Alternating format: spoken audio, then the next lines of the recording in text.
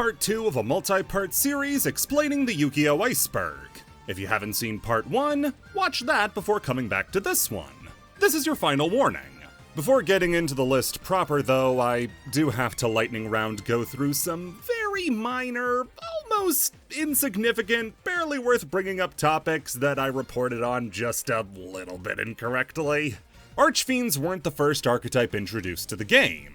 The first Archfiend monsters were released in the very first set of the game, Yu-Gi-Oh! Volume 1, with Archfiend's Mirror and Archfiend Marmot of Nefariousness, but they wouldn't get the tags that recognize them as an archetype until Threat from the Dark Demon World in February 2003. While the Gravekeeper archetype was released in the New Rulers in May of 2000 and did have archetypal tags.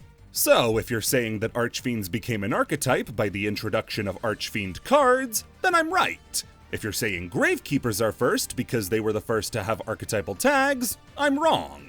What's important is that I'm right. Season 0 does cover the Death T arc, though it's been modified extensively to the point of feeling much different, removing a lot of the death games and swapping out a major character. The God cards were made available before Battle Pack, but not widely. Only available as promo cards for readers of Jump. First Obelisk, then Ra, then Slifer. Battle Pack was just the first time they were made easy to acquire. For the People by the Black Eyed Peas was actually not off of the album Elefunk. It's simply included in the album's 2023 re-release. Most embarrassingly of all, Brooklyn Rage is not a parody of Lady Gaga's Bad Romance. It's a parody of Poker Face. I think by that point in the process, I was so f***ing done that my brain just made me lie to see if I was paying attention, which I clearly wasn't. Alright, on to more incorrect information.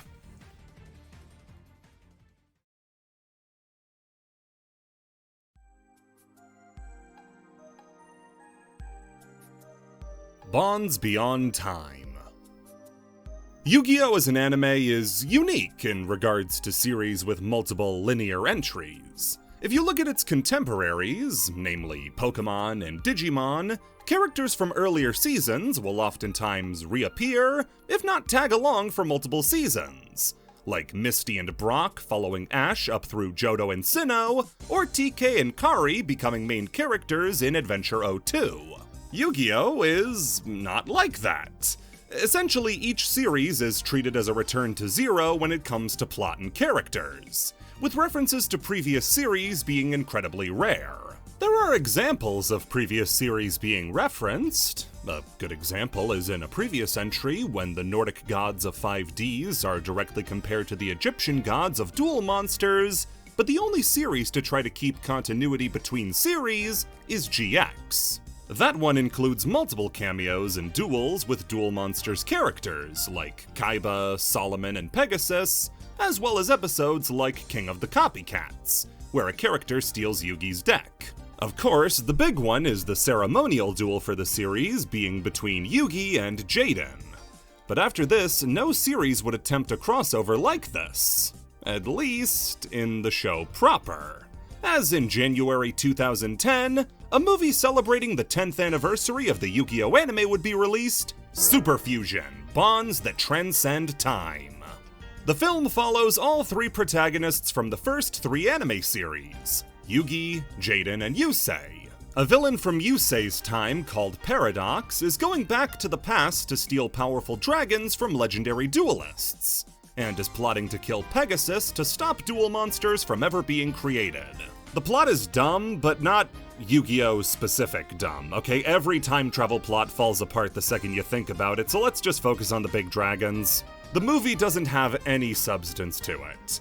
It's a little busy work to set up the protagonists' meeting before getting to a big duel which goes on for 8 turns, 4 of which are paradoxes, and 1 each for Jaden and Yugi. It's fan service, and there's nothing else really to it besides that. The film doesn't try to tell a story or have a message, it's just spectacle. Now that said, to a child in 2010 when the movie was released, they might as well have told me Santa was coming to visit, because this was all I cared about for months leading up to the release. I would sit at my dad's computer after school, refreshing the Yu-Gi-Oh! Website, praying that any new information would come out about Bonds Beyond Time. I was excited about this to a frankly unhealthy degree, and when I finally got to see it, I couldn't give less of a shit about the plot or anything. Neos, Dark Magician, and Stardust Dragon were all on the field at the same time, and I was going crazy. I even brought my original Shonen Jump Blue Eyes Ultimate Dragon with me because I was so excited to see it. I showed it off to the fully grown adult man sitting next to a 10-year-old, and he said I was dumb. My dad, who took me to see the movie, then told the guy to stop being a dick, and the guy moved his seat. I love my dad. Is it a good movie? By no means, but did I enjoy it? Obviously, it's some dumb fun. Now, despite sounding like nothing but fan service to let you watch all your favorite characters meet, this movie is actually canon to the 5D story, since the villain of the movie Paradox is one of the 4 ruined stars of Iliaster, a group consisting of Zone, Aporia, Antinomy, and Paradox. And of this group, you have the guy who teaches Yusei how to excel synchro, a major antagonist, the final antagonist, and Paradox. Without bonds beyond time, one of the 4 stars just fucks off and dies in a household accident. Along with the release of the movie, people who went to go see it in theaters got the first volume of the 5D's manga, and a promotional Red Eyes Malefic Dragon based on the card used in the movie. I had that thing for years and years, but I recently gave it away during the most recent charity drive, so if somebody out there has a Malefic Red Eyes Black Dragon with a large amount of positive energy, I want it back! I regret giving it away!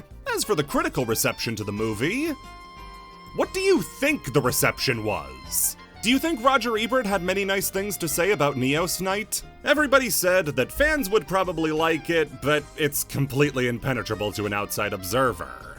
The biggest positive for non-fans is that it's half the length of Pyramid of Light, at only 50 minutes, compared to that movie's hour and 40 minutes. If you wanted a good movie that happened to be about Yu-Gi-Oh!, you were out of luck for the next 6 years. When that time was up, though, it would be worth the wait. The Dark Side of Dimensions. Just like Bonds Beyond Time, Dark Side of Dimensions is an anniversary movie. This time for the 20th anniversary of Yu-Gi-Oh! As a whole instead of just the anime. Revealed in America by 4K Media in 2016, the film was hyped up as a return to the original series. Though probably not in the way that many expected. See, this movie isn't meant to be a sequel to the anime, but the manga specifically. 6 months after the pharaoh passed on, and now follows the characters as they move on with their lives. Yugi has started to take up game design for himself. Taya is moving away. Everybody's moving forward, except Kaiba. Manga Kaiba never got any sort of closure regarding the pharaoh, and has begun spiraling. Nobody else gave him the sort of challenge that the pharaoh did, and without that competition, he's found life to be extremely unfulfilling. Despite the finality of the pharaoh's return to the afterlife, Kaiba attempts to revive him for another duel by reconstructing the Millennium Puzzle, with only 2 pieces left out of his grasp. As Kaiba searches for the final 2 pieces, a new villain named Aigami appears, a former student of Shadi who watched him be killed by Bakura, and is now seeking revenge by creating a brand new world free from conflict. From there, it's a lot of dueling, but this is the first and only of the 3 Yu-Gi-Oh! Movies that feels like it's trying to be an actual movie. The story is all about moving on and growing up, shown in how our heroes are trying to look to the future, while Kaiba and Aigami are stuck in the past, either trying to recreate it or escape from the inevitability of the future. It features so many moments that hit perfectly for fans of the series, like Kaiba's willpower being able to bend dimensions, or Yugi proving to Kaiba that the pharaoh isn't in the puzzle anymore, and he's really gone. I adore how the film handles Atem in his absence. Even though he isn't physically there anymore, that doesn't mean his actions were undone. Yugi is a much different person than he was in the original, thanks to his adventures and duel with Atem. Joey is able to stave off Aigami's powers by holding on to the memory of Atem and his friends. And Kaiba is so driven because he recognizes that Atem is his one true rival. Do the duels all make sense? Of course not, but if you're in the theater with a pen and pencil counting the times they miss lethal, my dad is barreling towards you to tell you to stop being such a dick. It's a beautiful movie that, unlike the previous ones, has something to say. And that's because of the involvement of one Kazuki Takahashi. The marketing for this film heavily leaned on how this was the first movie to have Takahashi's direct hand in the creative process, working on the story, script, and character designs. You can feel that involvement in so much of the finished product. From stuff as major as the designs of characters like Joey incorporating multiple designs from across the series, or in Yugi wanting to become a game designer, just like Takahashi himself. It gives the movie a sense of life to it that makes it unquestionably the best Yu-Gi-Oh movie, and, in my opinion, the best piece of Yu-Gi-Oh animation ever made. It even features the only piece of animation Takahashi ever made for the series, as the sequence of Yugi putting on his duel disc for the first time was animated by Takahashi himself. It's a little wonky looking, but having it in there is such a lovely addition that I can't help but adore it. The movie was also a great chance for the English 4Kids cast, as they were brought back to revoice the characters they had done so long ago. The experience they've gotten from years of work and the more serious tone of the movie do wonders to showcase that they've always been Class A talent. Of course, everybody from Wayne Grayson, Greg Abbey, Amy Birnbaum, Ted Lewis, Tara Sands, and Mark Thompson all do great, but the two standouts are of course Dan Green and Eric Stewart.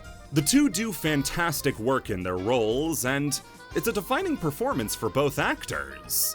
No matter what level of fan you consider yourself, you owe it to yourself to watch Dark Side of Dimensions. And if you have watched it, watch it again.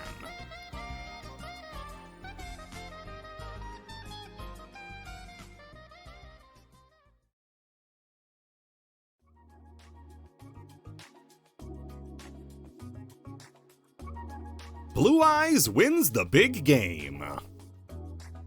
Now, we've talked about Yu-Gi-Oh's nostalgia pandering before, but for as good as Dark Magician and Red Eyes are treated, good in this case is a relative term, Blue Eyes is treated leagues better.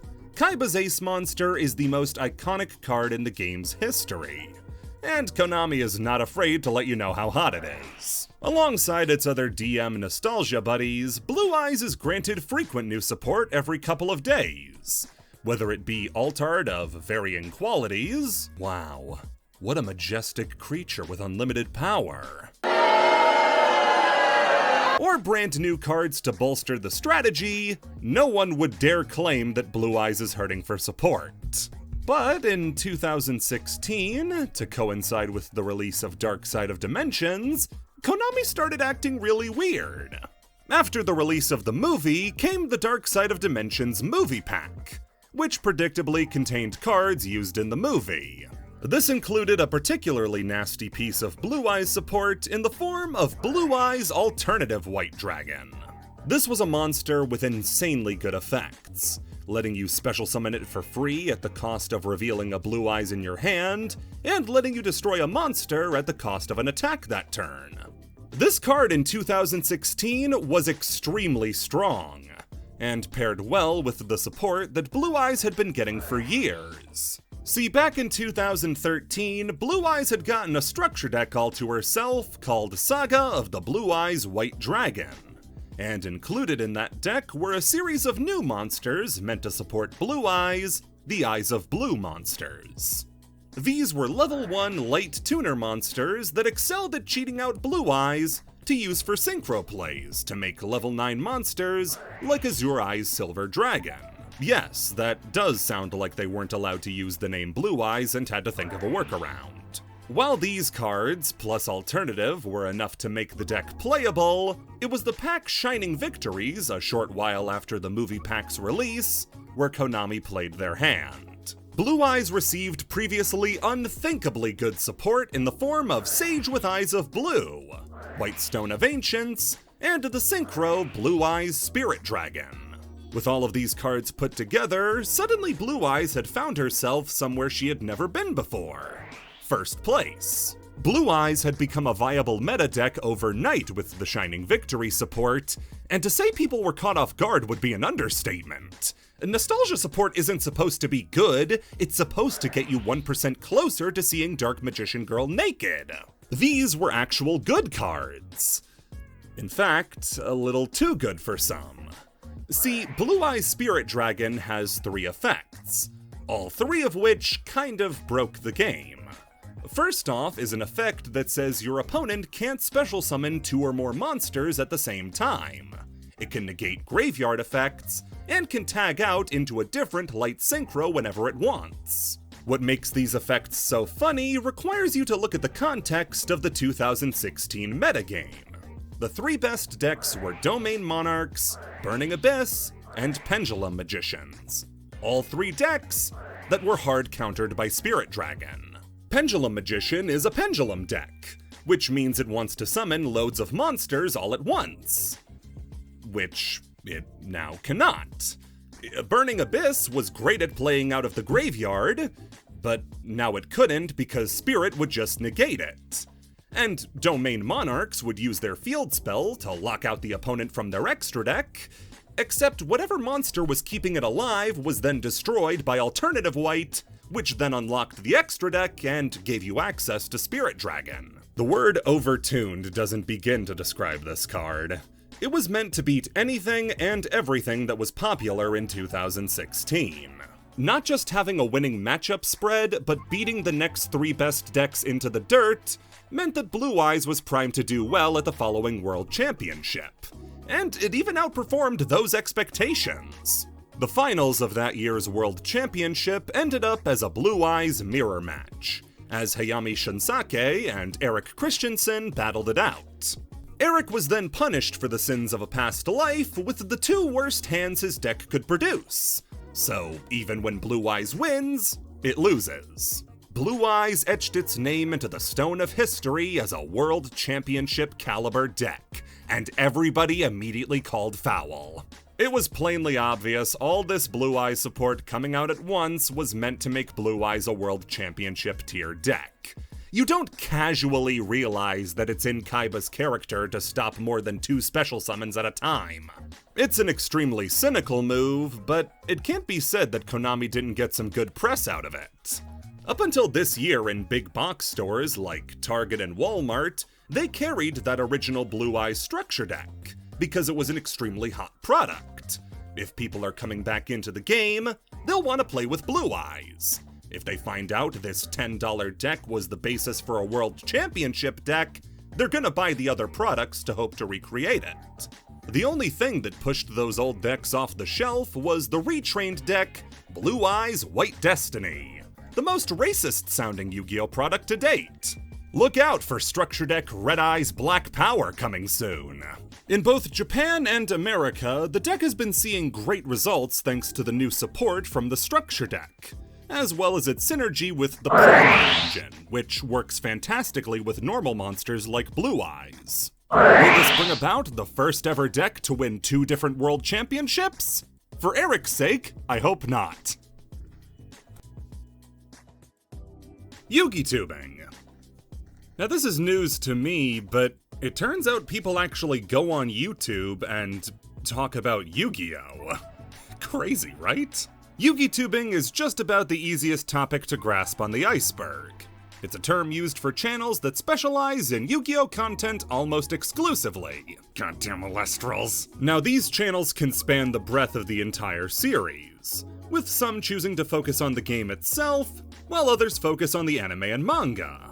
Some people even use the platform as the basis for their own fan works around Yu-Gi-Oh!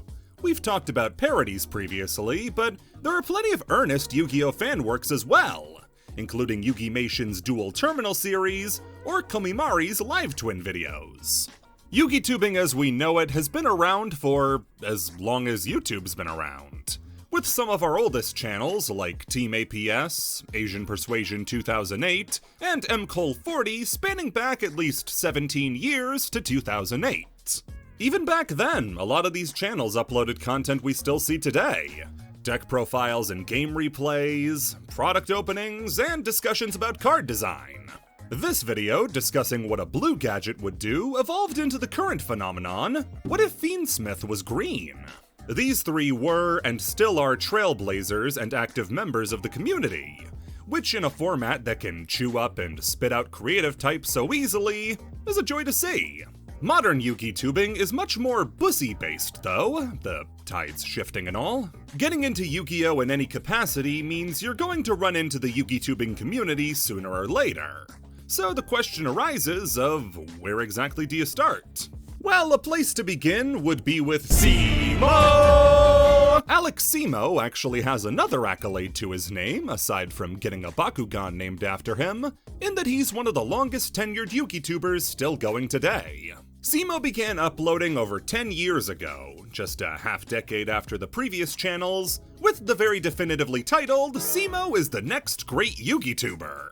Somebody asked 2015 Simo for lottery numbers! Simo at first did what a lot of up-and-coming Yui-tubers did, opening sealed products, doing deck profiles, and uploading videos analyzing individual cards as they applied to the formats of the time. He was already incredibly popular thanks to these videos, but one video in particular would make him one of the most famous members of the Yui-tubing community. Alongside fellow Yui-tuber Nim Nim, who is very accomplished in his own right, the pair would play the entire history of Yu-Gi-Oh! Going from pack to pack, adding to their card pools, improving their strategy, and giving anybody who watched a way to experience every era of Yu-Gi-Oh! This was the Progression series, and it lit the Yu-Gi-Oh! Community on fire. Never before had this format of video found so much success. Alex and Gage had incredible chemistry, and to this day are still one of the best combos of Yui-tubers whenever they work together. The format allowed for as close to plot lines as you could in an unscripted series, like Simo's Blackwing dominance, the mythical Age of Gage, and Gage's misreading of cards like Verdant Sanctuary. The format as well meant that you were certain to see the era of Yu-Gi-Oh! That you're most nostalgic for sooner or later. If you're a GX baby, watch Glad Beasts tear up the meta. If you're for Synchros, get ready for Blackwings. Xyz? Dragon Rulers are back. Plenty of series have been inspired by Progression, and there's no other series in Yui-tubing with half the influence that this one has. It was truly a trendsetter. One of the people that used a very similar style for one of their series is Mr. Mono Bluetron, aka MBT. Now what is an MBT? Well, he's kind of a quirked up white boy, some have said he's goated with the sauce, and he has goofy riz. Joseph Rothschild has been Yui-tubing for about 8 years at this point, and has done pretty much everything one can do.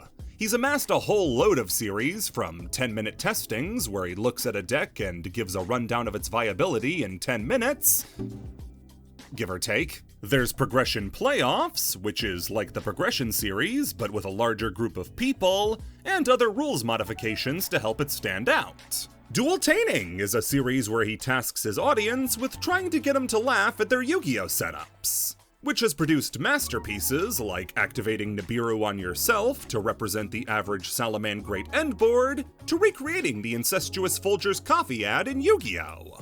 And now, I would like to recount the very first conversation me and Mr. BT ever had. Hello, Joseph. I'm Jack. I run the Bumbles McFumbles channel, and I'm working on an extremely long-form Yu-Gi-Oh! Iceberg. The first part released recently, and I'm starting to work on a part 2. A topic on the second layer is Yui-tubing, and I wanted to know if I could get your permission to use a photo of you in the thumbnail. Loud and clear, boss. Frequent collaborators of MBT include Farfa, famous for his Table 500 series where he goes over the jankiest and worst decks that have ever been crafted, and Dizif, who you'd know for his series explaining why fan-favorite cards are, in fact, kinda bad. I actually wasn't a Dizif fan at first. I thought he was kinda dull, but after watching his collaborations with other creators, I realized he's the funniest of them all. No one makes a ban list prediction quite like him. It's a piece of shit, and I don't like it. I also want to give a special mention to Rada Rank 10 Yu-Gi-Oh! Most famous for his Ultra Kill video, but he also makes Yu-Gi-Oh! Stuff, I swear. My brother showed me his videos, specifically the Cyberdark one, and I really attribute that to being what got me back into the game. I won't fillet him too much publicly, I did plenty of that when I asked him for facts via DM. I want you to understand that this select group doesn't even begin to get your foot in the door of Yui-tubing, as there's dozens and dozens of creators who make loads of interesting and unique content. So, in no particular order, here's a load of other channels you can check out that I think make great stuff. Team Samurai X, The Cali Effect, Hard Like Joe, Dyer, The Duel Logs, Golden Nova, Davinator1212, Ruxin34, Dark Arm Duelist, Peeps Yu-Gi-Oh!, MSTTV, Mega Capital G, Exordio, Duel Evolution, Sarah Hyde, TGS Anime, House of Champs, Lithium 2300. And even with that great big list, there are still plenty more. Even if you don't actively play the game and keep up with the goings-on of individual tournaments and card releases, you can still stay an active part of the community by watching and interacting with figures like this. And in that, they're really the oil that keeps the gears of the Yu-Gi-Oh! Community spinning. Yugi-tubers get more people into the game, either being welcoming to new players or bringing back in lapsed ones. And without a community like this, Yu-Gi-Oh! Would be something wholly different. Even if some of them shouldn't be allowed to say Smyger or Sarcophagus, you can be sure I'm thankful for every one of them. Summon Dark Magician, declare direct attack. So Duel Links as a game requires some level of explanation out of the gate. It's a format that seems like it's similar to the real game, but only a few games are needed to let you know that they're very different. The game has very different rules, with different hand and field sizes, skills play a massive part in it, the card pool is massively shrunk, you have a lot of learning to do. That's what made Konami's early efforts to market this thing so much fun. Summon Dark Magician, declare direct attack refers to one of the earliest ads ever put out for Duel Links, which follows a guy playing Yu-Gi-Oh! With his friends, getting stalked by some malicious duel pervert, and then being transformed into a moving PNG of Yugi.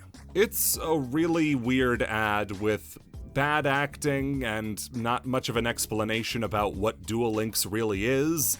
Overall, just very poor. It does have some star power behind it, as Konami did something it rarely did at the time, and got influencers to play the main characters of the ad. Only problem was they didn't get Yu-Gi-Oh! Influencers to do it.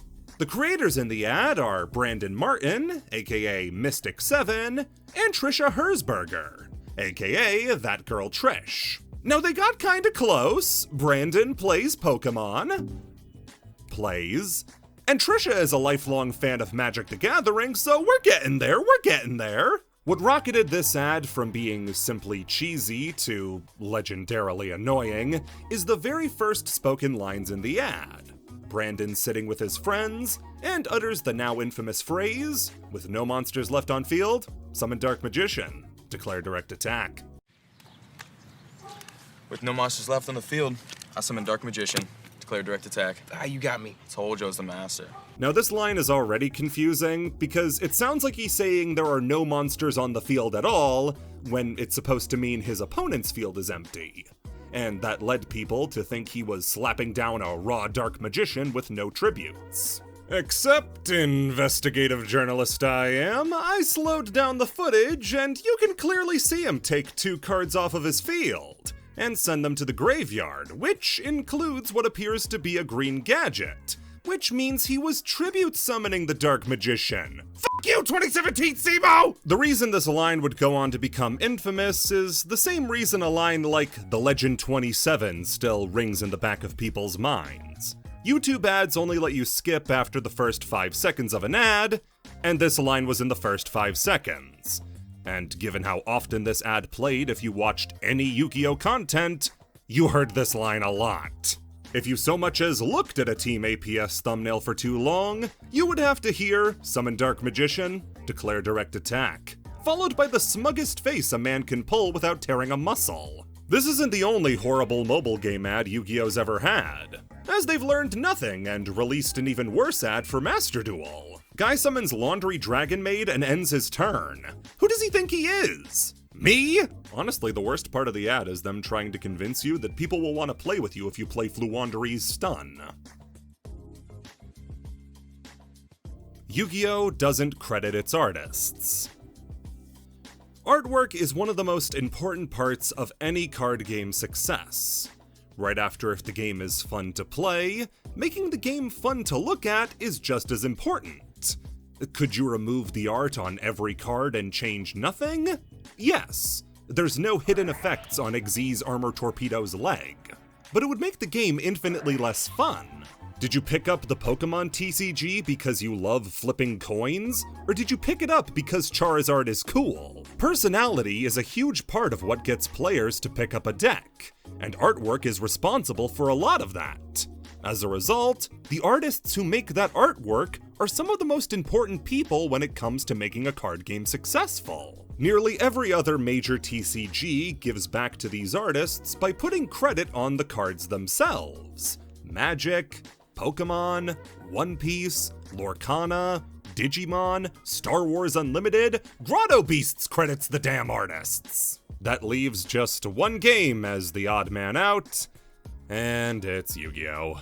Yu-Gi-Oh! Stands alone in this weird practice of denying card artists the right to recognition. And as such, we have pretty much no idea who actually draws the cards. We know which cards Kazuki Takahashi drew, since he's allowed to sign them, but for the rest, it's impossible to find out. Theories as to why this is the case are widespread, with one popular one claiming that if Konami released the names of artists, then they could be poached by other card games, and then they wouldn't have exclusive rights. Now, this is just a theory, but it's such a dumb-sounding theory that nobody could have realistically made it up and expected people to believe it, so it might be true. Just because Konami keeps its artists locked in a basement, they assume everybody else is gonna do the same thing back to them. Artists work on different games all the time. That's how we got Mitsuhiro Arita making the original Charizard art, but also Lumra in Magic. They're not gonna run away once you take the leash off. A much more reasonable explanation is that Konami slaps artists with super strict NDAs. But that's to stop them from uploading artwork online, in order to stop high-quality artwork from being easily accessible, to curb the production of counterfeits. This means Konami likely has DeviantArt's picture on the center of a dartboard because it's not at all hard to find high-quality card art. It gets more frustrating when you realize Konami will release official concept art for cards, which gives us an amazing look into the artistic process, but finding out whose artistic process it is impossible.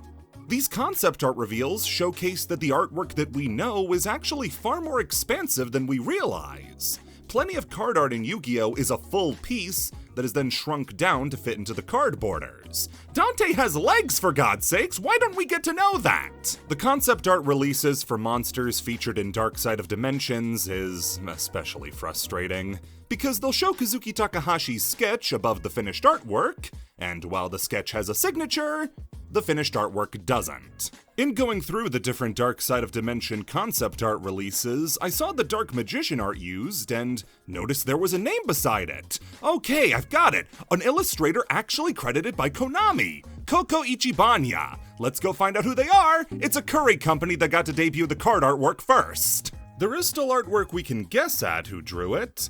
Like, I think it's safe to say that Prank Kids and Live Twins, due to some stylistic similarities between the two's artwork, were done by the same artist. You might even hazard to throw in Mimighoul as well. But we have no confirmation. Despite Konami's best efforts, though, some artists have art styles so distinct, we can trace their work across multiple mediums and find out who they are the hard way. The most recognizable, for how easy their artwork is to spot, is Akina Fujiwara, a Japanese artist whose art style lends itself to cute, younger characters, which can be seen in Yu-Gi-Oh! Throughout cards like the Charmer series, Gishkis, Lucky Pied Piper, Whirlwind Prodigy, and Kalantosa, Mystical Beast of the Forest. The other artist we know for a fact is Genzo Man. an artist who does a lot of artwork for video games, including stuff like Street Fighter. His work on decks like Noble Knight and Cosmo was actually one I recognized all by myself, because they resembled his artwork on Double Dragon Neon so much. What makes things even harder for most people is that because through 2022 all cards had Kazuki Takahashi's copyright in the corner, some people really believed that Kazuki Takahashi was sitting down and drawing everything from Drollbird to Drollin' Lockbird. For a game with art diversity as great as Yu-Gi-Oh!, it's a shame we'll never be able to know who did them until we wrench them from Konami's cold dead hands. Maybe the guy who drew Emperor of Land and Sea just asked nicely so nobody knew how bad a job he did. Live duels. One of my favorite things about Yu-Gi-Oh!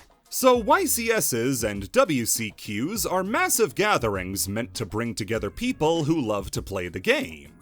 And while the events can be a great time for those who play, those who lose early on and can't participate in the event anymore, or who came without the intention of ever competing, are hard-pressed to find things to do. Most of the time, Konami supplements these people's time with side events for the chance to win additional prizing, like giant poster-sized cards. But what else are you able to do? Well, starting around 2011, Konami decided to try a new format to give people a reason to come to the events: scripted duels. These are events you can go to at certain YCSs and WCQs that will allow you to see the actors from the Yu-Gi-Oh! Anime get up on stage and play out a duel in character with live voice acting. The first ever scripted duel took place at the Pittsburgh North American WCQ in 2011, seeing Yusei and Yugi duel in a dream match. After that, these would become a yearly tradition whenever WCQ season came around, and they would get different actors up on stage to play out different dream matches. Pegasus vs. Jack Atlas, Yusei vs. Yuya, Joey vs. Ashizu, all of which feature their original actors performing in front of a live crowd of fans. What makes these duels so entertaining is the energy the crowd gets to bring to it. Oftentimes during the duels, they'll make little winks and nods to the original series, bust out a pot of greed here or an anime quote there, and getting to hear a whole crowd cheer on the event makes it electric. Alright, I won the die roll. Looks like I'll be starting this duel off. I set a monster face down and end my turn. Is that all? Yeah, that's all I got. Oh, I will tell you, Yusei. Don't you know what pendulum scales are? You can't pendulum summon without them. I can't what? What in the hell are you talking about? Do you even know how to play this game? Sorta. While Lord of Dragons is on the field, my dragons are unaffected by your traps. Say what? I said forget it. They're also frequently used as a showcase for new cards coming out in recent sets. So if there's new Red Dragon support and new Super Heavy Samurai support, let's get Jack Atlas and Gong Strong together for a duel. Tyrant Red Dragon Archfiend ruthlessly attacked Gong's life points directly! Impossible! That blast should have knocked you right off the stage, but you didn't move an inch. That's Gong's heavy, strong style! Woo! Yeah. Gong has gone through extensive training. Nothing moves Gong or Gong's monsters. You might want to reconsider that statement. Another example of this sort of marketing was with the pack Shadows over Valhalla, a pack that premiered first in the TCG and gave new support to ninjas while introducing the anime original Valkyrie archetype. In order to promote the pack, they put on a live duel at the Fort Worth, Texas qualifier in 2018. The problem was the characters they were working with. One was Siegfried, the guy who played Valkyries in the anime, easy enough, but they don't have a duelist who played ninjas. Nobody of note, except Moonshadow in Arc V, used ninjas, and Siegfried versus Moonshadow would be the first duel nobody wanted to see. So they decided to go for the one-episode jobber, source of Mai's only on-screen win, look it up, Jean-Claude Magnum. This sounds like a recipe for disaster, but it's one of the most fun live duels of them all, because they got two of the MVPs of this, Greg Abbey and Oliver fucking Wyman. This guy has so much stage presence, it's insane. His bombastic side-eye could blow a hole in a wall. Next, I tap into the power of Goddess Erd's verdict to make your face-down card a spell of the past. I'm going to guess that your face-down card is Pot of Greed. Well, look at that! I was right again. Now your Pot of Greed is banished by Goddess Erd's verdict. Oh no! If I had gotten the chance to activate it, Pot of Greed would have let me draw 2 cards. Who doesn't know that? First, I send my Shard of Greed to the graveyard to draw 2 cards. Next, I activate Pot of Greed to draw 2 more cards from my deck. Finally, I activate Pot of Desire to banish the top 10 cards of my deck face down and draw an additional 2 cards. My favorite for other reasons, though, is the 2022 WCQ duel between Jaden and Aster. This was always going to be special, considering it was the first one after the COVID lockdown, but it was who they picked that made it really special. Matthew Charles Labrateau is Jaden's English voice actor in the GX anime. And for a long time, he was pretty much persona non grata in Yu-Gi-Oh! Circles. He did his role as Jaden, came back for Bonds Beyond Time, but after that was pretty much nowhere to be found. He didn't do conventions like other voice actors, and wasn't at all present on social media. People speculated he just wasn't very active, or that it was just a job that he didn't think much about, or that people who didn't like GX would send him hate mail. All speculation, no proof of anything. He wouldn't return to the role until GX was added to Duel Links, and getting to hear him again was a treat, especially when they added Season 4 Jaden and the Supreme King as separate characters, and we got to hear Matthew's different take on both of them. What I'm trying to say is that appearances from Matthew were rare, so seeing him booked for this was a big deal. On the Yu-Gi-Oh! Subreddit, there was a coordinated effort from people attending the WCQ to attend the live duel and show as much love to the actors as they could, to let them know, in such a rare appearance, that they were loved within the community. And it took the energy of the usual duels and made it even more exciting. Whoa, wait a second. You need to discard a Destiny Hero monster before you can draw 2 cards with Destiny drawn, don't you? Are you kidding? Dude, you must have fallen behind in your studies, Jaden. Oh, but don't worry. I won't tell Crowler. Discarding a Destiny Hero monster is a cost to activate the effect of Destiny Draw, but Diamond Dude only copies its effect. That means I get to skip the downside and go straight to drawing 2 cards. Makes sense to me. I send Destiny Hero Celestial and Destiny Hero Malicious from my deck to my graveyard to fusion summon the one, the only, Destiny Hero Destroyer Phoenix Enforcer! Whoa! That's the card I saw Duelist using this weekend in the North American Championship. These events are still going strong, with Yugi vs. Solomon happening last year to promote the Shining Sarcophagus and Millennium decks. And hopefully this year, we'll get to see another new combo we've never seen before.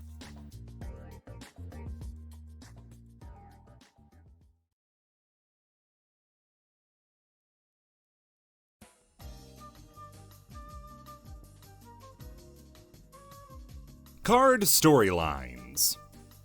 The artwork of Yu-Gi-Oh! May serve no express gameplay purpose, but its importance really can't be downplayed. Yu-Gi-Oh! Card art is the first thing they reveal when revealing new cards. It's the first thing many players look at when they look for a deck to play. And even cards with horrible effects can be looked on fondly because their artwork is so beautiful. That's why when archetypes like Mayakashi come around with artwork this good and gameplay this bad, people are gonna get grumpy about it. You put some of the most unique monster designs and fun cultural references on a deck that has to summon the same 5 monsters twice to end on a turn skip?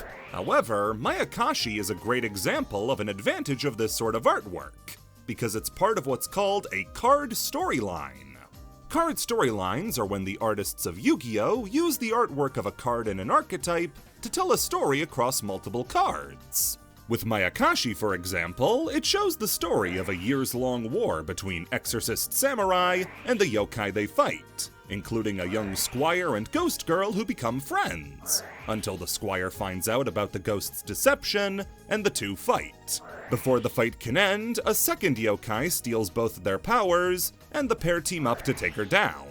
This is among the more simple storylines, but serves as a great template to understand the format. Across the various Ghost Meets Girl cards and Fateful Hour, we see Daki and Squire meet, their fight begin, Yuki Onna interrupt, and the two working together to beat her. Card storylines like this have existed for as long as the game has, and over the years, they've only gotten more complex and intertwining as the game advances. A fan-favorite example of this is the Skull Servant story.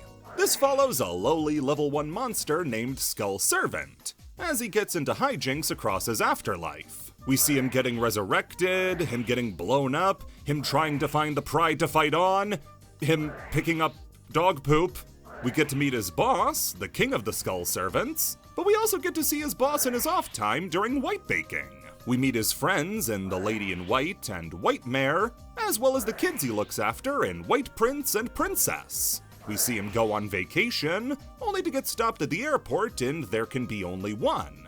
And their pet dog, Skulldog Marin, gets taken in for quarantine. Skulldog Marin himself is actually a spin-off character with his own storyline based around his early life as outstanding dog Marin, with a young boy losing him in Where Arf Thou, before he gets infected by darkness, dies, and then gets resurrected by the Skull Servants to be their new pet. The child who originally owned Marin then replaced him with a robotic version of the same dog, so he couldn't lose him or let him die. A story of a similar length is the Goblin of Greed storyline, starting on the card Upstart Goblin with this haughty goblin noble throwing down coins to a beggar. Pretty soon, though, the stock market crashes and the economic bubble bursts, forcing him to now beg for coins instead. With his only worldly possessions left being a stolen pot and jar of greed, he now roams the land looking for odd jobs to try to work himself back up to his former status, from performing in a circus to cutting grass. He even takes up work being the guy who puts halos on Moki Mokis. These last few aren't so much plot-focused, but rather act more like Looney Tunes bits. Every time you open a pack, there's a chance that Goblin of Greed might be getting his shit pushed in a brand new way. For one more based around plot, you need look no further than the story of Gigobite, a story about a cute little lizard with the extremely foreboding flavor text that he carries a destiny that one day his heart shall be tainted by evil. He becomes friends with Aria the Water Charmer and some other low-level normal monsters before taking on a mysterious power which evolves him into Gagagigo. Gagagigo is a much grumpier and eviler creature than his younger form, and runs afoul of the warrior company of Marauding Captain.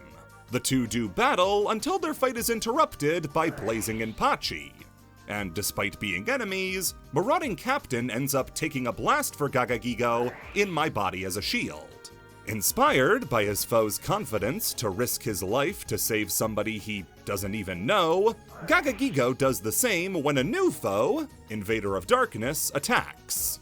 Invader of Darkness is a much heavier hitter than Blazing Inpachi though, and Gagagigo can't walk off the attack. He's knocked out, and then captured by Kozaki, an evil scientist of Dark World. he augments the injured Gagagigo into Giga-Gagagigo, and sends him back as a warrior of evil, fighting marauding captain and his general, Freed. While they're able to fight him to a standstill, Giga-Gagagigo mutates again into Go-Giga-Gagagigo, and not only defeats Freed, but Inpachi and Invader of Darkness. He would have kept rampaging until marauding captain reappears, and pleads with his friend to stop. And in seeing him, the man who saved his life and taught him justice, Gagagigo's heart is purified, and he evolves one more time into Gagagigo the Risen. This plotline took place over the course of 9 years, from Gagagigo's original release in Dark Crisis in 2003 to Gagagigo the Risen's release in 2012. And to this day, people still look back fondly on it and hope new cards come out to continue the story in some way. This doesn't even cover half of the side quests these two go on during their mission, like Marauding Captain having to take up the apron and become Marmiting Captain, or the time Gagagigo gets really into ice skating. The formatting as well can be used really uniquely, like for the Trap Tricks cards, where the storyline is written out as though it's an ecological handbook categorizing the various flora and fauna of a killer forest. Yeah, they're anime girls too. The theming is that the monsters aren't the girls, they're the plants and insects releasing pheromones in order to lure travelers in with anime girls. Considering most of them look 10, if anybody is lured in by these things, they're better off as mulch. Yu-Gi-Oh! Is flushed with storylines like this, and even summarizing a few like these could take hours. Some other ones include the war between the Fire Kings and Atlanteans, which eventually reawakens a years-old serpent to come and fight both sides at the same time, the story of a girl who made a website and then got really angry when nobody left any comments, and a warrior who wants to seek incredible power, who can either become an angel or a devil, depending on what field spells you play. Yu-Gi-Oh! Is given so much personality thanks to storylines like these, and seeing them pop up every once in a blue moon makes even pack fillers so exciting to look at. Before we move on, there is one more I want to bring up, because it's my favorite. And it does something fairly rare, give a new story to an anime archetype. Yu-Gi used plenty of cards that have since been spun off into their own decks, but the one we're focusing on is Buster Blader. Buster Blader was given a new lease on life as Buster Blader the Destruction Swordmaster in 2016. It was a bum lease, but whatever. What matters is that we got new support specific to Buster Blader in the form of Buster Whelp. With this guy begins a storyline for Buster Blader that begins with the Dragon Hunter doing his normal business and slaying a rampaging dragon. While fighting the dragon, though, he decided to spare and save the dragon's baby, taking it with him to become his new companion. Buster Blader cared deeply for the baby dragon, outfitting him with weaponry like knives, a laser sword, and eventually his own version of Buster Blader's sword. Eventually, though, the whelp began to age, and when he did, his dormant dragon DNA sent him into a fury, evolving him into Buster Dragon. Despite being his closest companion, Buster Blader still had to slay him all the same, and in a moment of mourning, fuses with his dying friend to become the Dragon Destroyer Swordsman. While the process meant that Buster Whelp was gone forever, he now follows Buster Blader as a protective spirit. This storyline features some of the saddest card art in the game, between Karma of the Destruction Swordsman and Destruction Sword Fusion. But these are comedies compared to Destruction Sword Memories, showing Buster Blader recounting the times he had with his companion before having to put him down, reflected in the reflection of the sword he used to kill him. This is my favorite card art in the game, and if Konami would let me, I'd love to compliment the artist for making such a melancholy but beautiful piece, but that info is more precious than the launch codes! Concepts through gameplay. Yu-Gi-Oh's flavor and personality isn't just limited to the artwork of the cards, but can also be found in the text of the cards themselves. What a card does, and how it does it, can sometimes be just as important in fleshing out a deck's personality as the artwork is. Something Yu-Gi-Oh! Has gotten really good at is using the effects of a deck to convey the overall theme of what the archetype is going for, and how the effects and artwork can correlate. This is a little hard to explain without an example, so before he gets his coat on, let's drag Buster Blader back in. Buster Blader is a really simple example of this. In Universe, Buster Blader is a dragon hunter, so his effect is to gain attack whenever he fights dragons and whenever he defeats a dragon. Gravekeeper monsters are meant to be guardians of an ancient pharaoh's tomb, and as such have the ability to negate effects that activate in the graveyard, because their job is to make sure the dead stay where they belong. These are about as simple as it gets, but taking a step further into the game's more complex archetypes reveals so many interesting ways that artwork and gameplay can be merged. Take a deck like Mecha Phantom Beasts. This is a deck of different aerial combat vehicles that all share effects to summon Mecha Phantom Beast tokens. When a token is on the field, the opponent can't target a Mecha Phantom Beast for attacks, and instead has to destroy the token first. This token generation effect is meant to mirror the lore that the Mecha Phantom Beasts are generating decoys that divert attacks away from the main body. That's why you can't destroy a Mecha Phantom Beast while the token is up. Your monster is confused by the duplication. Nemorelia is a pendulum archetype with only a single pendulum monster. And while the other cards in the deck are these massive hulking monsters made out of sweets and cake, the pendulum monster is a sleeping little girl.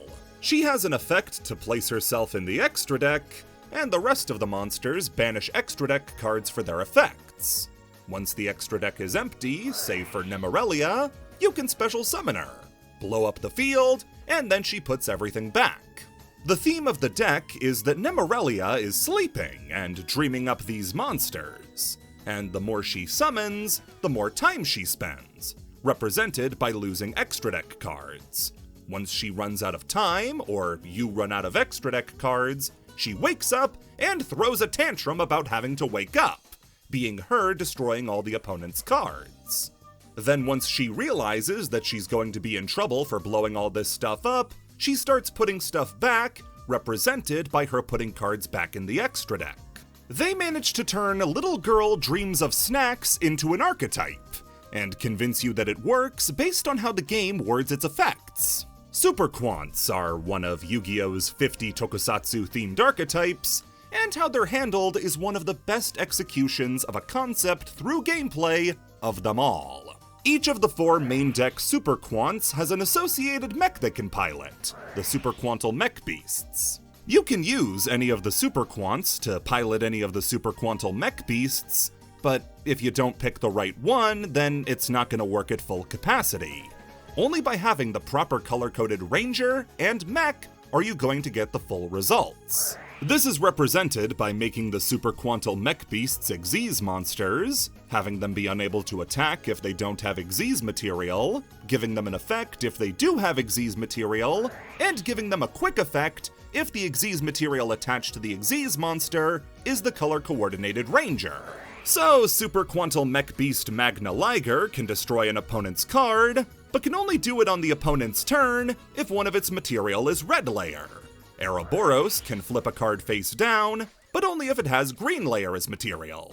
So on and so forth. Even their support cards keep up the Super Sentai theming, like Magna Formation, locking your opponent out of affecting you during the main phase, because the monsters never attack the Rangers when they're transforming or forming their Megazord. Suuships are an archetype of giant seafaring sushi boats. Already top-tier wordplay. The Xyz monsters of the deck, though, all vary depending on what monster you overlay with the normal monster Gunkin Suuship Shari, and only get their full effects if you use the right other monster. So, Gunkin Suuship Uniclass Super Dreadnought only gets its full potential if you combine Shari with Gunkin Suuship Uni, because as the sushi chef, it's your job to prepare the dish correctly with the correct ingredients. This gets taken even further by their spell card, Suuship Catch of the Day. Here you have to reveal a Suship Xyz monster, and then your opponent makes you add any Suship monster they declare from your deck to your hand. And if the spell card is destroyed, your opponent has to pay 500 life points. The card simulates your opponent entering a sushi shop, you make a recommendation by revealing an Xyz monster, they make their order, either taking your recommendation or ordering whatever they want, and then once the card is destroyed, they pay for their meal with their life points.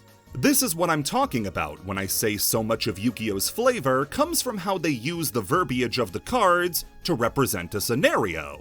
Other cards with a similar effect would say your opponent takes 500 points of damage. Not here.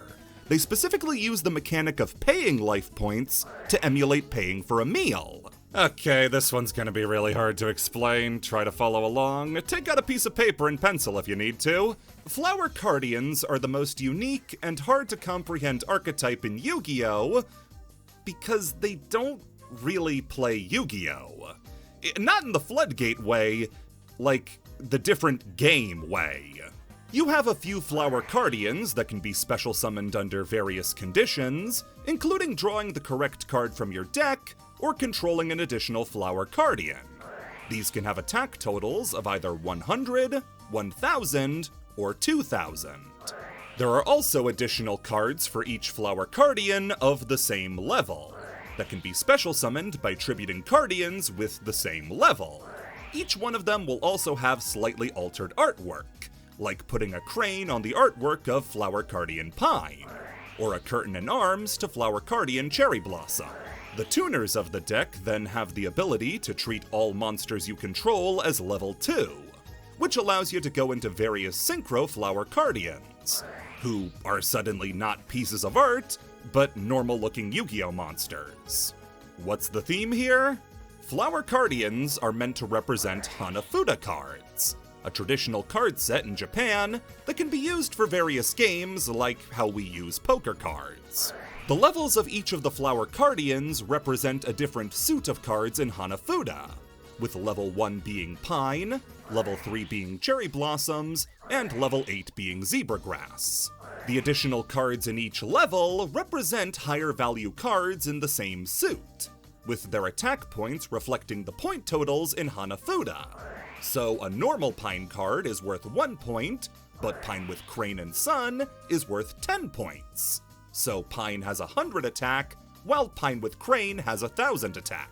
The synchros you can go into represent various combos you can pull off in the game Koi Koi, a game played using Hanafuda cards. And each of their summoning requirements and levels mirror the Yaku combos in Koi Koi. A card like Flower Cardian Light Flare is based on Goko, the Koi Koi Yaku requiring all 5 high-value cards to pull off. Light Flare then requires 5 cards for its Synchro summon, and is level 10, with that being double the cards required for its summon. That explains why the tuners of the deck convert all the monsters into being level 2. That way, any combination of them can come out to an even number and represent a Hanafuda combo. This carries across all 4 of their Synchro monsters, with Moonflower Viewing being level 6 and requiring 3 cards like the Haname-Zake combo, Boardfly needing 3 like Inoshikacho, and Light Shower needing 4 like Ameshiko. This is a deck that chooses to throw away any hopes of being near playable in order to go all in on its theming. And while playing against or as a Flower Cardian deck is as confusing as it sounds, Yu-Gi-Oh! Is all the better for having decks like it. Obscure Archetypal Origins. Now, I've had my fun talking about how strange archetypes can be, but this section is an addendum to that, because if you thought Luke Skywalker in ruby slippers or the Mad Hatter asking for your bank details was a lot, they're not even close to the strangest. The spectrum of sources that Yu-Gi-Oh! Takes for inspiration for its archetypes is so broad that even with all the ones I've already brought up, we haven't scratched the surface of how strange they can become. These archetypes are much better examples to show just how obtuse they can be. The first major example is one of Yu-Gi-Oh's most recognizable archetypes, Red Dragon Archfiend. One would assume, by looking at him, that Red Dragon Archfiend was based on how mean a big red dragon would be. But his origins are actually biblical in nature. See, Red Dragon Archfiend skews more human-shaped, as opposed to more serpentine dragons like Slifer, or more European-style dragons like Blue Eyes. Across his various evolutions in the anime, and especially the manga, this change becomes all the more noticeable, culminating in hot Red Dragon Archfiend King Calamity, who looks the most like a human out of the whole lineup. There isn't a parallel world mythology with human-shaped dragons, right? Well, there is one. And the reasoning for this is because Red Dragon Archfiend draws inspiration from a series of paintings done by painter William Blake from 1800 to 1810. These paintings depict an interpretation of Satan from the Book of Revelations in the King James Bible, shown as a beast with 7 heads and 7 crowns. The curved horns in particular, which span across the various paintings, are a design feature present in every Red Dragon Archfiend variant. In fact, the name Red Dragon Archfiend, which in Japan is instead Red Demon's Dragon, is a reference to the source of inspiration being Satan. Those crowns on the original Red Dragon painting are also most likely the source of inspiration for giving Jack Atlas the kingly theme that he has. King Calamity in particular not only looks the closest to this depiction of Satan, but has a pose most closely resembling the third painting in the series, the Great Red Dragon and the Beast from the Sea. A far more obscure archetype with a similarly deep origin are the Nemesis monsters. Now, you've seen pretty much every Nemesis card be used independently. Corridor can summon out a powerful Thunder Dragon Colossus all on its own. The flag can be used in Ritual Beast decks as a way to search out Corridor, or their extremely powerful boss monster, Arch-Nemesis Protoss. But something you might not know is what exactly they are. Nemesis is an extremely obtuse archetype thematically because the monsters don't really look like anything.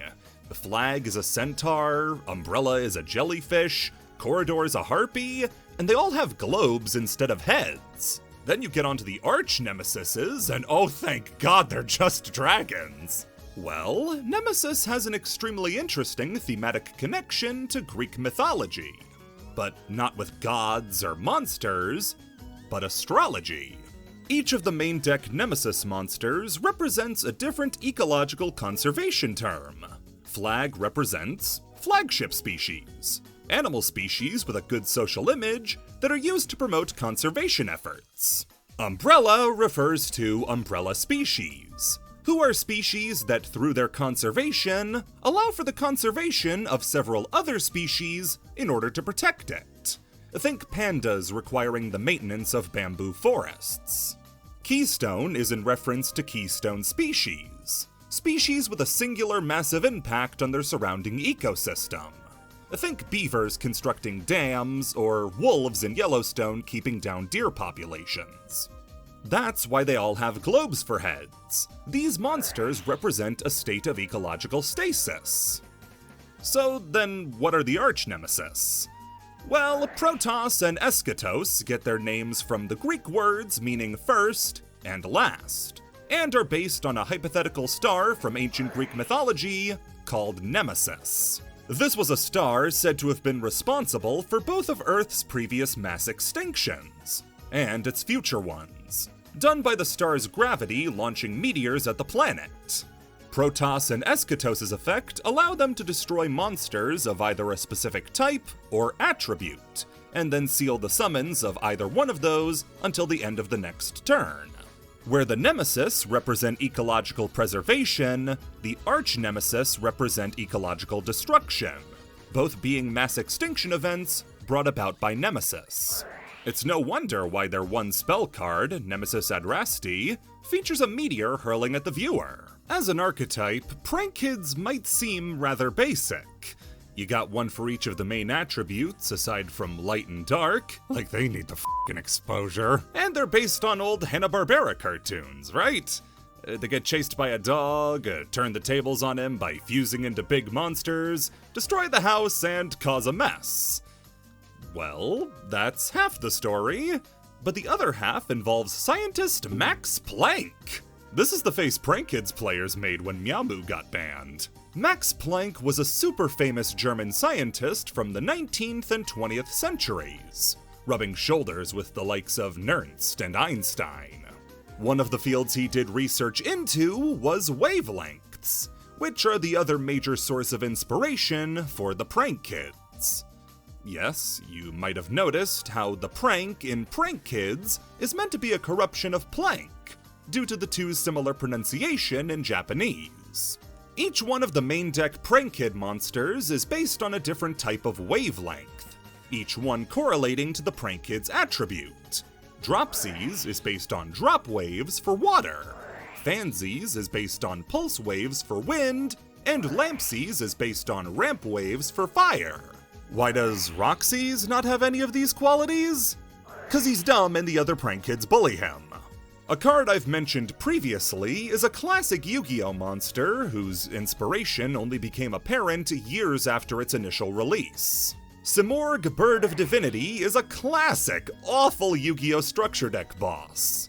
And aside from the two retrains into Bird of Ancestry and the actually good Dark Simorgh, the deck didn't see any new support.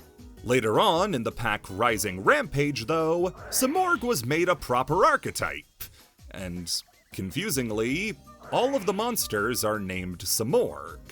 Normally a deck like this would vary it up and name all the members something different. But here, the birds are all named the same.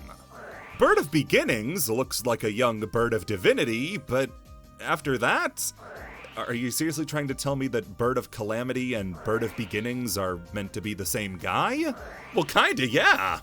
That's because Simorgh is based on the Persian legend of Simorgh, in particular the poem The Conference of Birds, in which a flock of all the world's birds travel to find the legendary Simorgh in order to determine who the sovereign of the birds should be.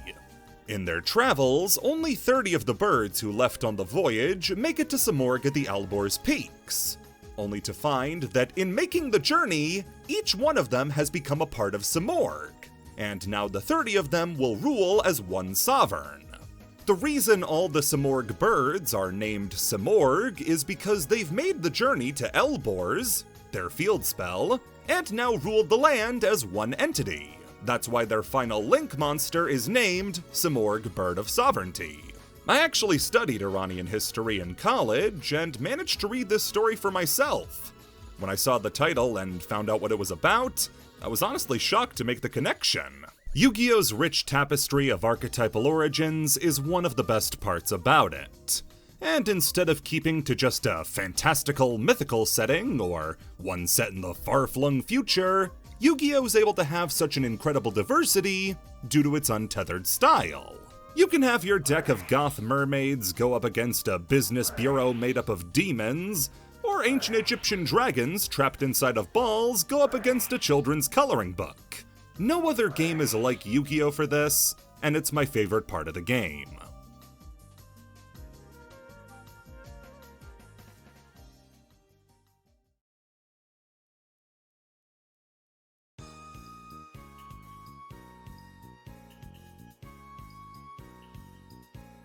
Problem-solving card text. As any game advances and gets more complicated, rules need to be set in stone more and made understandable, in order to make it as easy as possible for new players to understand what's going on.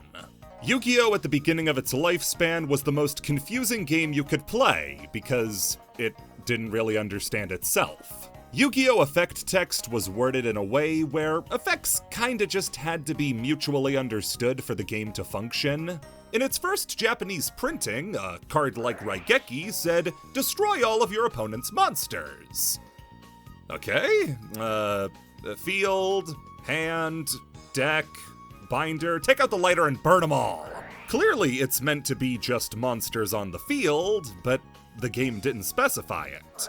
It just sort of requires you to know going in. What's worse, though, is that effect text in early Yu-Gi-Oh! Was written under the assumption that each card was the first time effect text would be used. Trap Hole was worded in a way where it was decided the card targeted the opponent's monster it destroyed, but then its upgraded form, Bottomless Trap Hole, doesn't target. And how are you supposed to tell that's the case from reading the card? Just guess. There's no distinction or variance in how Trap Hole or Bottomless Trap Hole is written that would imply one targets and the other doesn't.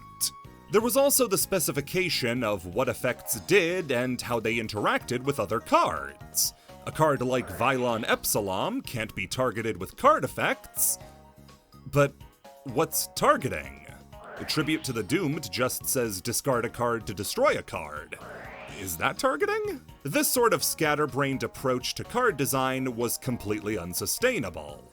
And come the start of the Xyz era, Konami sought to bring their card design into congruity with what's called problem-solving card text. Starting from Generation Force onwards, all cards would use a standardized card format that would clearly lay out how a card is meant to work. For an example, let's look at Solemn Judgment. The original Solemn Judgment is a word soup that kind of explains what the card does.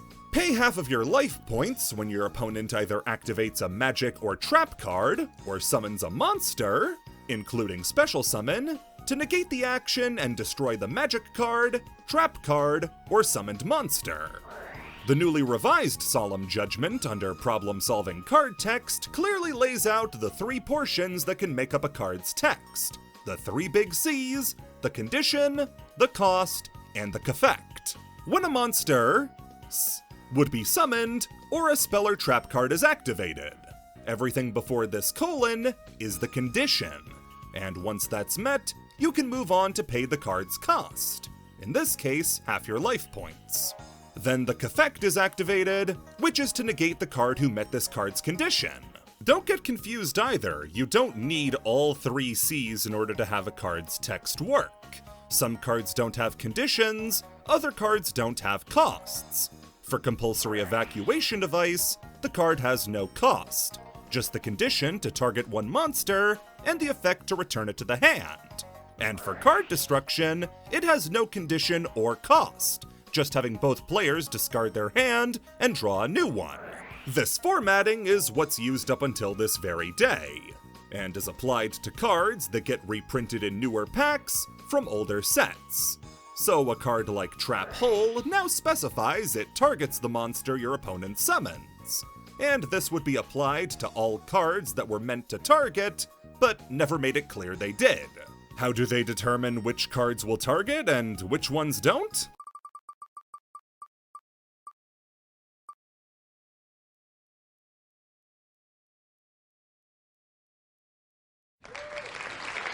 Of course, in a game where effects get as complicated as Yu-Gi-Oh!, there were bound to be a few instances that weren't so peachy keen.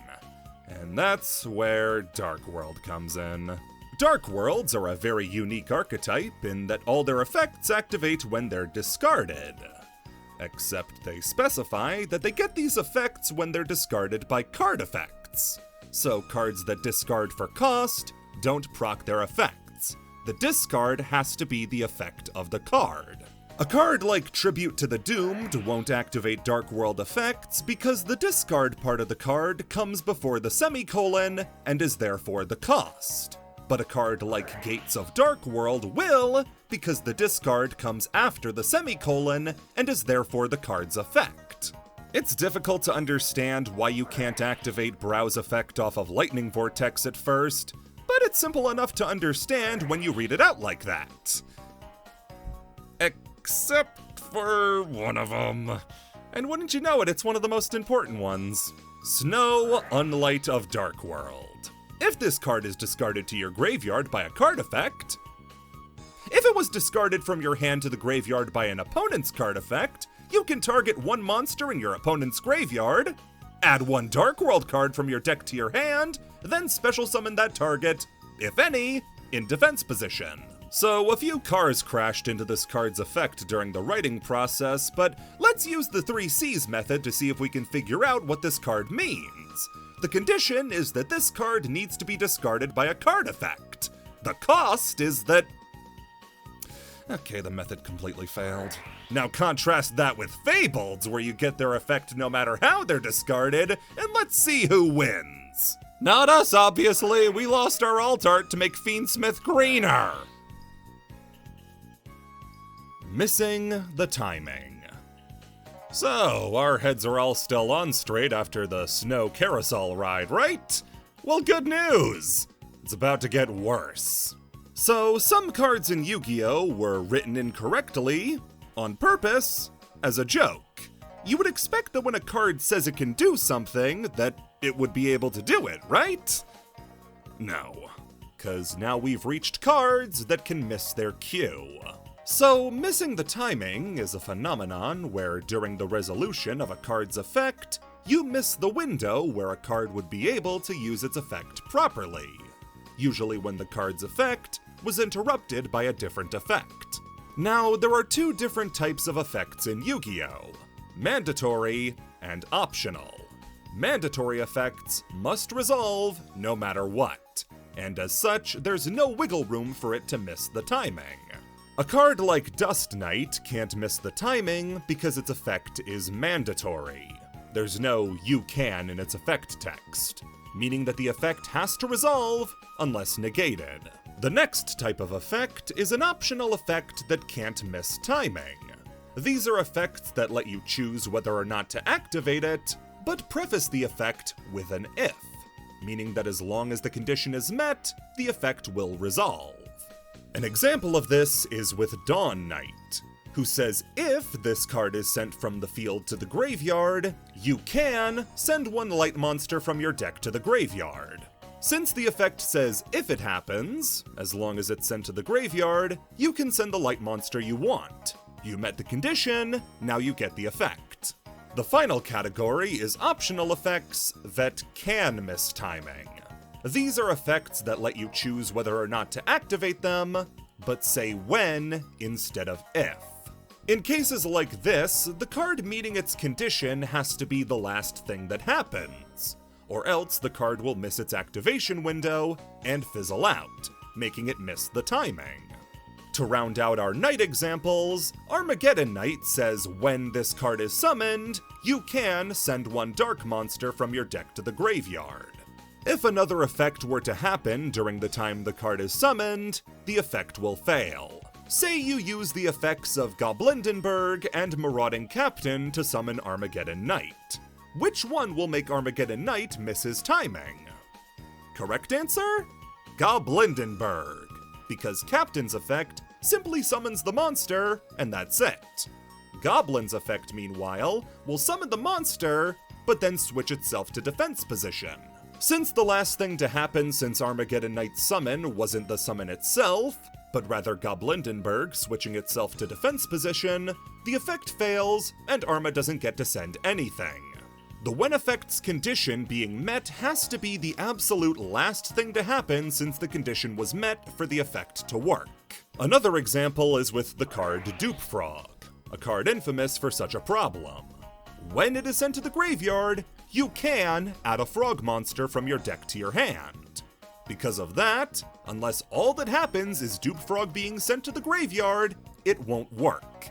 Destroy it with a card like Soul Taker that will gain you life points after the monster is destroyed, Dupe Frog won't activate, because you gained life points, and therefore Dupe Frog being destroyed wasn't the last thing to happen. Use it for the summon of a Synchro, Fusion, or Link monster, Dupe Frog won't activate, because the summon occurred, and therefore Super Duper Frog being sent to the graveyard wasn't the last thing to happen. The absolute worst example of this rule is with the entire Yang Zing archetype, all of whom have the effect that when they're destroyed by battle or a card effect, you can special summon a Yang Zing monster from deck. Something as simple as your card getting destroyed, then your opponent chains Mystical Space Typhoon to destroy one of your spell cards, will stop your plans cold, because the dragons wanted their time in the sun and now they can't have it! Yang Zings are infamous for having all the potential in the world to miss every single instance of timing on every monster in the archetype. Some of the most beautiful card art in the game, gone to waste, because they decided to write when instead of if. Now, why did Konami word them this way? I don't fucking know. It's one of Yu-Gi-Oh's most needlessly complicated rules that, while it can make for interesting card design when intentional, more often makes for decks that feel completely worthless when scratching your leg too hard makes them miss timing. Tell me it was on purpose that Celestial Sword Iados misses timing when used with the effect of Guardian Iados! It's her sword! Yu-Gi-Oh! Jargon. Yu-Gi-Oh! Is a language unto itself. If you pop the baby in Yu-Gi-Oh!, you're just destroying baby Sarasaurus to get a dino from deck. You pop the baby in real life, and you're never seeing sunlight again. Yu-Gi-Oh! Has developed its own keywords specific to it, that have become common tongue due to certain cards' effects on the game. And while there are plenty of terms that apply to other games as well as Yu-Gi-Oh!, like beat stick, advantage, mill, and staple, Yu-Gi-Oh! Has a few of its own. One of the first cards to ever earn this sort of distinction is Reinforcements of the Army. This card lets you add a level 4 or lower warrior monster from your deck to your hand, and is such a ubiquitous and useful card in a ton of decks that any card with an effect like it to add a certain type of card from your deck to your hand is called a Rhoda, which is reinforcements but abbreviated. So a card like Bonfire is Rhoda but for pyro monsters, Gladiator's Proving Ground is Rhoda but for gladiator beasts, and Scrapyard is Rhoda but for scrap tuner monsters. Oh, I get it! So then Aritama must be a Rhoda for spirit monsters, right? No, actually. See, Rhoda is usually used for spell and trap cards. When a monster has the effect to search out other cards upon summon, that's called a Stratos, named after elemental hero Stratos. This was the first majorly used and successful card that had this sort of effect. And every monster, like Satellar Knight Deneb, Ninja Grandmaster Hanzo, and Ancient Gear Wyvern, are all called Stratoses, for Satellar Knights, Ninjas, and Ancient Gears. Cards that are a little less useful are called Garnets, which are different from bricks for a very specific reason. Garnet gets its name from Gem Knight Garnet, the card that was most frequently used alongside Brilliant Fusion, a card that could summon a useful Gem Knight Fusion monster using monsters from the main deck exclusively. Garnet was the best Gem Knight monster to use for this card because it had the highest attack, meaning that if you drew it, it might be kinda useful. Garnets are a card better served staying in the deck for an effect later, rather than being useful in the hand. All garnets are bricks, but not all bricks are garnets. Another good example is Predaplant Darlingtonia Cobra. If you special summon it off the effect of Predaplant Orpheus Scorpio, great card, one of the best. If you draw it too soon, completely worthless, one of the worst. A monster that's far from useless is called a Towers. Towers refers to a boss monster in Yu-Gi-Oh! With a blanket protection against all other card effects.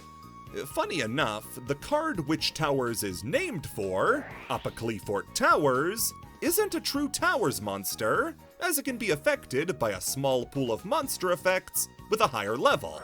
Small until Lynx, that is, because then it gets absolutely shit on, but the name is cool, so Blackwing Full Armor Master, X-Pearly Noir, and Cyberdark and Dragon all get to be called Towers. Moving on to the spell side of things, and we get terms like Foolish, in this case referring to Foolish Burial. This refers to any card with an effect to send a card from the deck to the graveyard. So think a card like Unizombie or Mementotlin Goblin.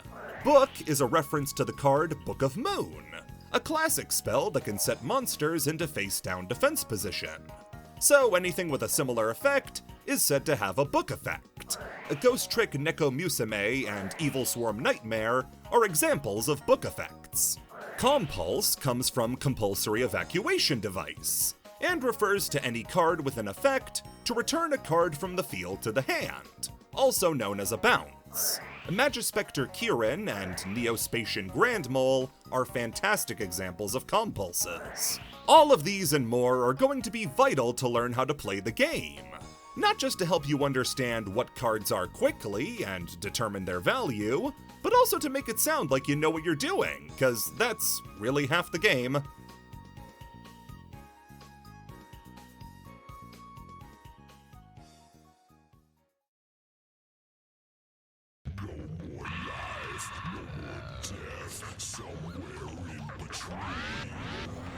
The Shadow Duelist. It's the worst thing Konami does. So Konami's always trying to find new ways to breach the cultural mainstream. They'll release a steel card of Marshmelon and Hot Topic, and that's usually where the effort stops. Master Duel, though, was a breakthrough. That gave more players than ever before a reason to get back into dueling, and a lot of them stayed. The problem now was, how do we get more in after that? Well, that's quite simple. The worst idea you could have. The Shadow Duelist. This was/is a tournament you can qualify for by joining the Shadow Duelist's Discord server. And if you were selected, you would play in a 32-person tournament. That sounds outright banal. How is this the worst thing Konami's ever done? Well, that's where the fun comes in. See, in the kayfabe of the tournament, there's an evil duelist who has taken over Yu-Gi-Oh? It doesn't really make sense, but he's somehow gotten Konami by the balls and is forcing them to host a tournament he has organized. The Shadow Duelist is like a demon or something, and he wants to duel people. He has a Switch, and he's a celebrity? Throughout the weeks leading up to a Shadow Duelist tournament, they'll post cryptic hints on social media, trying to clue you in to who the celebrity could be. Now that's cool and all, that's great, but I kind of want to more know the why of the Shadow Duelist. Like, why are they doing this? The Shadow Duelist was named Nocturne, and he would eventually make his presence known at the finals of the Shadow Duelist tournament, where through the good graces of a hacker group or something, the stream was fraught with technical difficulties. Nocturne, what are you doing here? Oh man, I just can't believe Nocturne is actually here. I'm at a loss for words. Nocturne, the Shadow Duelist, has, I guess, joined the broadcast. Nocturne, was all that static that was happening, was that you? Just so ominous. I guess so. I guess it was. Why are you doing all of this? Why did you bring us all here today?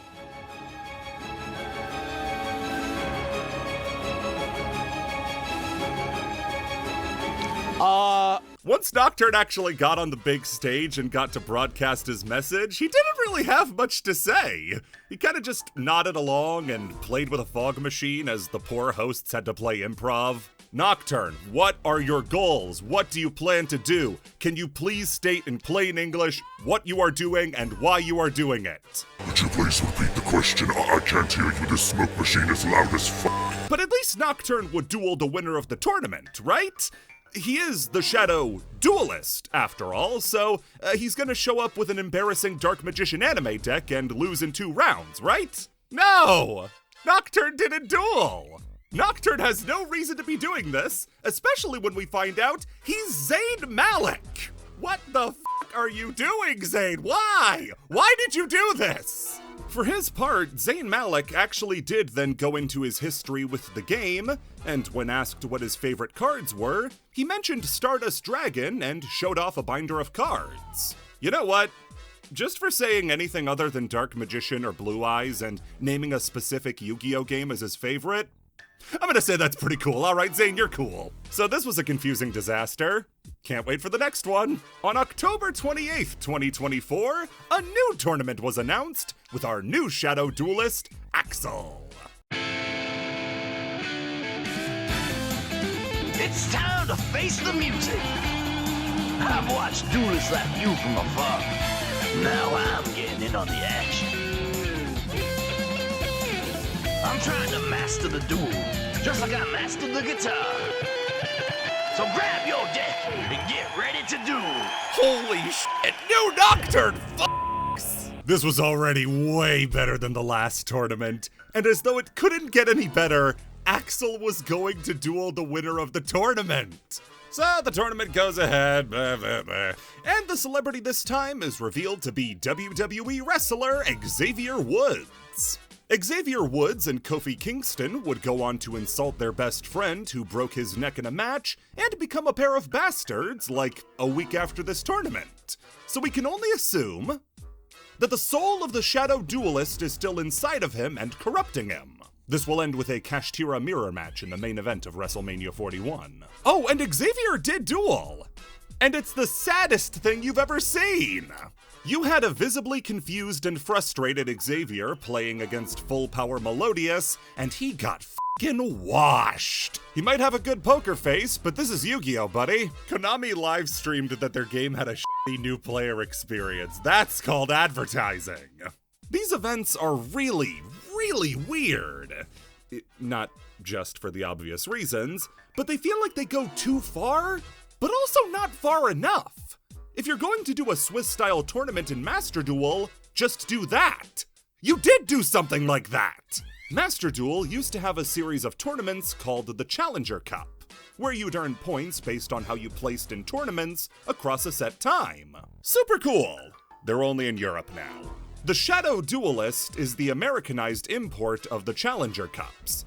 They get Magic Roundabout, we get Duel. But at the same time, if you're going to have a tournament about a duelist in a scary mask who wants to make people duel for some reason, go all out. Have him interfere with matches, make up weird rules. If they're gonna go dumb, go full brain dead. This event would actually be much better suited for Duel Links, where events like this that could include in-game effects like their skills wouldn't be out of place. But since Master Duel is more popular, Konami tackles the event with the grace of a hammer smashing a square peg into a round hole. They're also really bad at advertising these tournaments. There is no advertising for the Shadow Duelist events in Master Duel itself, and at time of writing, they've announced a new tournament, thank God, for March 8th. It is March 12th! And they still haven't revealed anything! I have insider information. Let's just say LeBron will be busy this weekend. I hope Konami does one of these a week going forward. I love them so much.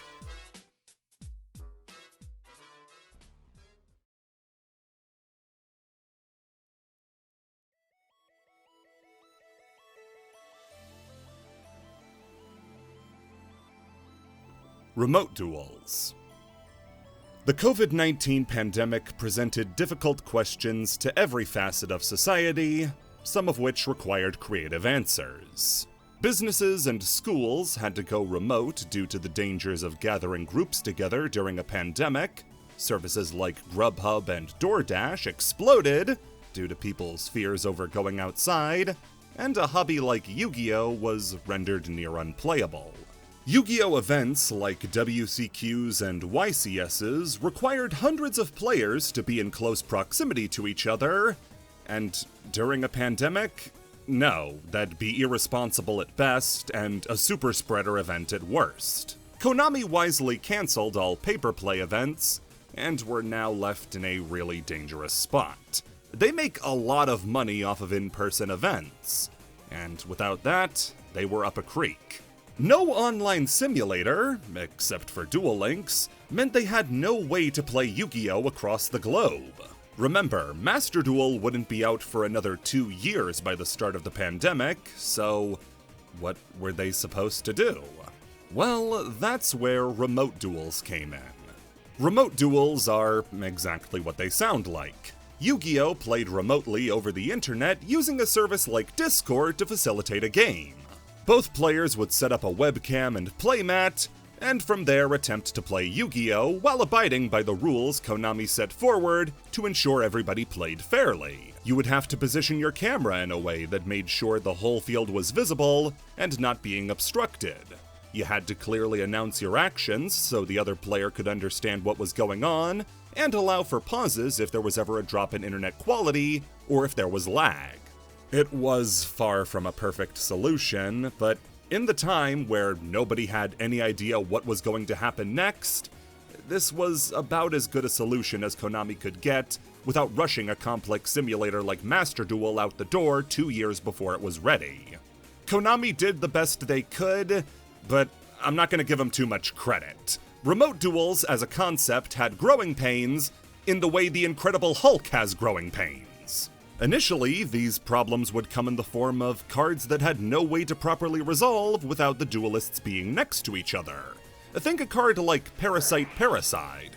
How am I supposed to shuffle a card into my opponent's deck if I'm in America and my opponent's in Europe? As a result, Konami banned a series of cards that interacted with your opponent's deck, like Ancient Telescope, Flower Cardian Peony with Butterfly, and Transmission Gear, which, while it doesn't mess with the opponent's deck, you're not going to be able to play a proper game of rock, paper, scissors over Skype.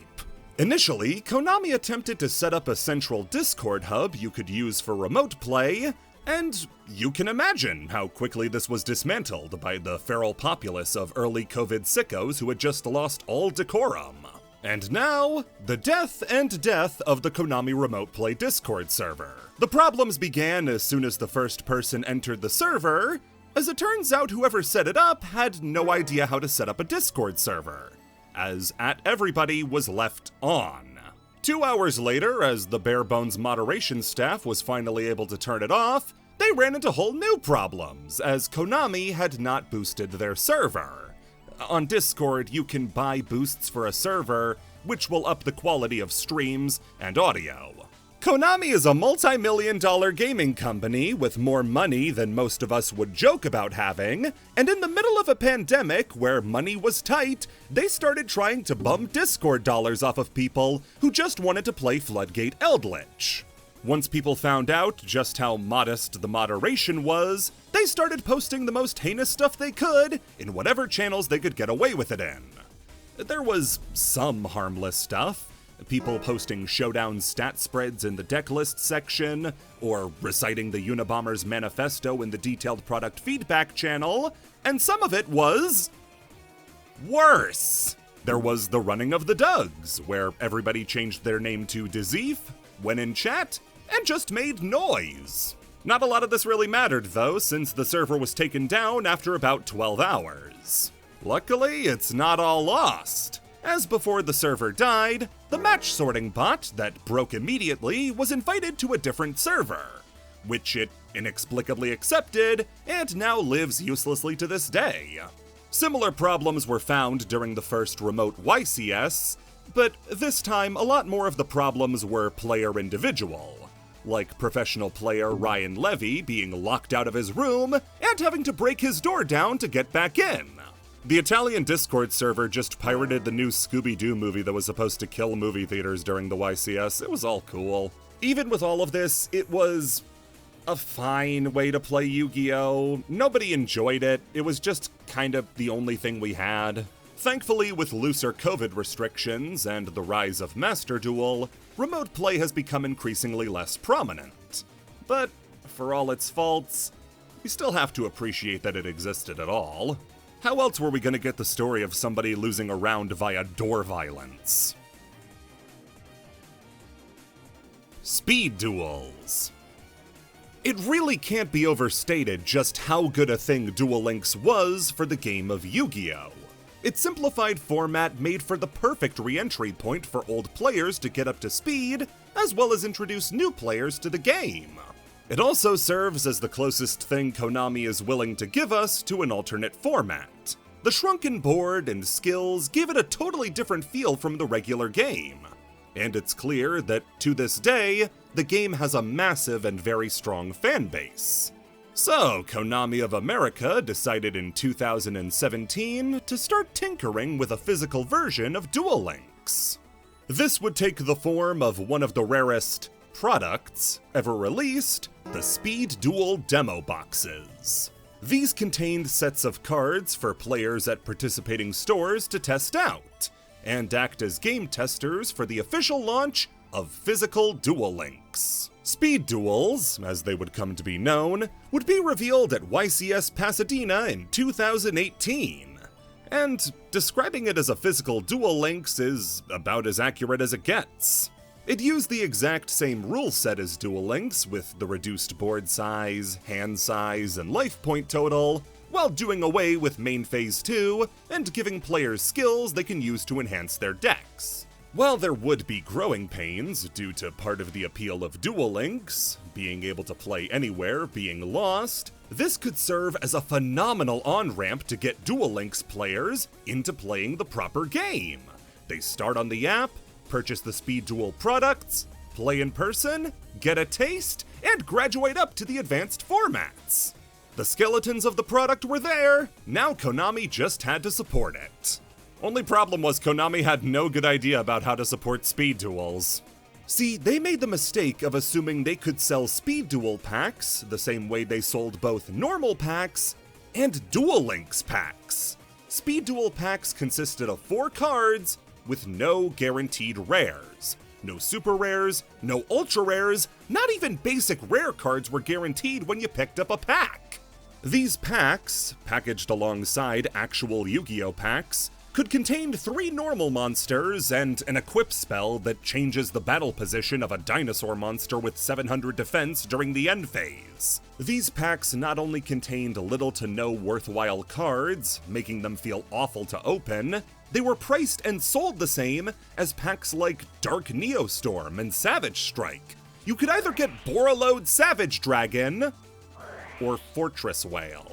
Worst part is, I think Fortress Whale might win more people over. The 4 packs released for Speed Duel might be the worst products Konami's ever released. No cards worth getting for a format that was massively undersupported meant these things were destined to rot on shelves. Events had been planned for Speed Duels, including making them an official side event at tournaments, but due to the format's lack of player base, nothing ever materialized. These packs would still most likely be dying on the vine at Walmarts and Targets, if not for the pandemic, when really dumb people with too many cents and not enough sense bought up every trading card pack because United States champion Logan Paul convinced them they all had Charizard in them. This blonde dickhead opening up a Charizard is the worst thing that has ever happened to card games. Speaking of the pandemic, it looked as though this would be the killing blow to Speed Duels, what with the tightening of the belt across the board. Except Konami did something it rarely does: the right thing. Speed Duels going into the pandemic got a complete reworking into a totally different product. They released a brand new format for Yu-Gi-Oh! Card releases: a box. Speed Duel Box Battle City would release and contain 8 20-card decks, each one fully constructed and containing brand new skill cards and powerful monsters like Jinzo. As well, it would contain a further pool of randomly selected cards, including 8 secret rares. This is one of the best products Konami's ever released, being priced fairly, containing loads of value, and having a lot of contextual appeal. Are you an anime nostalgia Yu-Gi boomer? Well, then now you can play with the cards from the anime arc you love so much. Did you enjoy the metagame of Speed Duels? This box did more to shake up the game than anything else by introducing 200 new cards at once. Did you hunger for alternate formats like draft and sealed only? This product seemed to have been made with that in mind. Konami had done it. They had revitalized a dead alt format with a single product. And from that point forward, remote events that carried Speed Duels saw their numbers quintuple overnight. Konami would stick with this as the main way to support the Speed Duel format, releasing 6 more over the next 4 years, each one adding on to a winning formula. Unfortunately, the end of Speed Duels came as unceremoniously as its revival did, with the Battle City Finals box being the final product released. And from here on out, the format is no longer supported. But what did the Speed Duel formats look like? Well, just like with Duel Links itself, the formats looked nothing like they did in Advanced Yu-Gi-Oh! And that's mostly down to how the various skills gave unplayable cards brand new life. Cards like Perfectly Ultimate Great Moth and Night Serpent Dragon became notorious bosses due to their ease of summon and insane power level. Weevil Underwood became something of a speed duel demon, as several cards meant to support him were limited. His skill card, My Precious Queen, is the only card in the whole format that's out-and-out banned.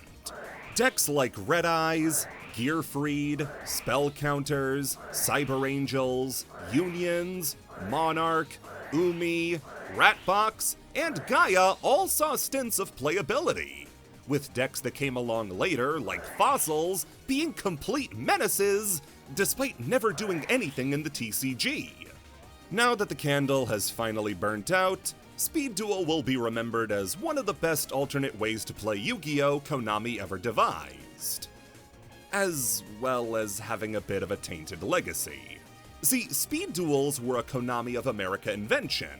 It's exclusive to TCG regions, and not in Japan. In Japan, or the OCG, they had something a little bit different, and a lot more successful. Rush Duels. So you know how Yu-Gi-Oh! Is a children's card game that no child could actually learn? Yu-Gi-Oh! Is an extremely fast and new player-hostile game that moves at a speed most people struggle to keep up with, even if they know what's going on. That's why most starter decks now come with a cyanide tablet.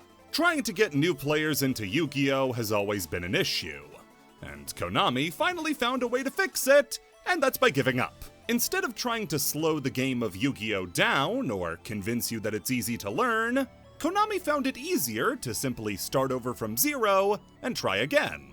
This is Yu-Gi-Oh! Rush Duels. Rush Duel is a new game that runs parallel to Yu-Gi-Oh!, which features a new card format and a new rule set.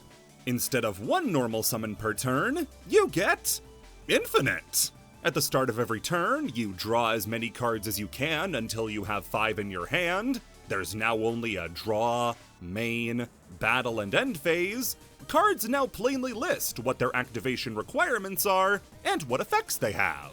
Brand new types are introduced, including the main deck Galaxy, as well as new ones for specific fusion monsters. Like when a spellcaster and a warrior fuse, it's not a spellcaster or a warrior, but now a magical knight. Or if a machine fuses with a non-machine monster, that makes a cyborg. There is no more damage step. There's no continuous spells or traps, quick play spells, or counter traps. Any cards that were those types and then imported into Rush Duel are now just plain cards. There are no chains. Targeting doesn't exist. There's no banishing. Archetypes don't exist. All of these things we associate with being key features of Yu-Gi-Oh! Aren't in Rush. So what does Rush have over the main game? I just told you all the improvements. Guys, I'm sorry, we completely lost. Rush Duel is kicking our ass right now. This is Yu-Gi-Oh! Remade with the knowledge of what makes Yu-Gi-Oh! Best. When Yu-Gi-Oh! Started, it was Magic the Gathering, but shit. When Rush Duel started, it was Yu-Gi-Oh! But good. Games are extremely back and forth. You feel like you could win or lose at any moment, which makes it so exciting. The loop of gameplay in Rush Duels is extremely good feeling. You get to draw a bunch of cards, play a load of monsters, summon out big monsters that crash into your opponent's stuff. The game itself is so simple to understand. You start the turn with 5 cards in your hand. Ideally, you want to get rid of as many as possible, to draw as many as possible during the start of the next turn. Winning along the way might also prove advantageous. They put rituals in the extra deck. How am I supposed to say this is better? The updated card borders leap past what Yu-Gi-Oh! Has been stuck with for decades. I love the Yu-Gi-Oh! Card borders. They're iconic. But the Rush Duel formatting is just better. The actual printings of the cards as well is massively improved. New beautiful rarities as well as gimmicks that other card games have been doing for decades at this point. Card art leaving the frames of its border, multiple alt arts for various cards. It's like if Yu-Gi-Oh! Acknowledged the passage of time. Rush Duel is an incredible product that would no doubt do great in America. It's so successful in Japan that 2 of the highest grossing TCGs every year are Yu-Gi-Oh! And Rush Duel. We can even avoid having to print pack upon pack of garbage vanillas to start from scratch. The box format of speed duels is perfect for this type of game.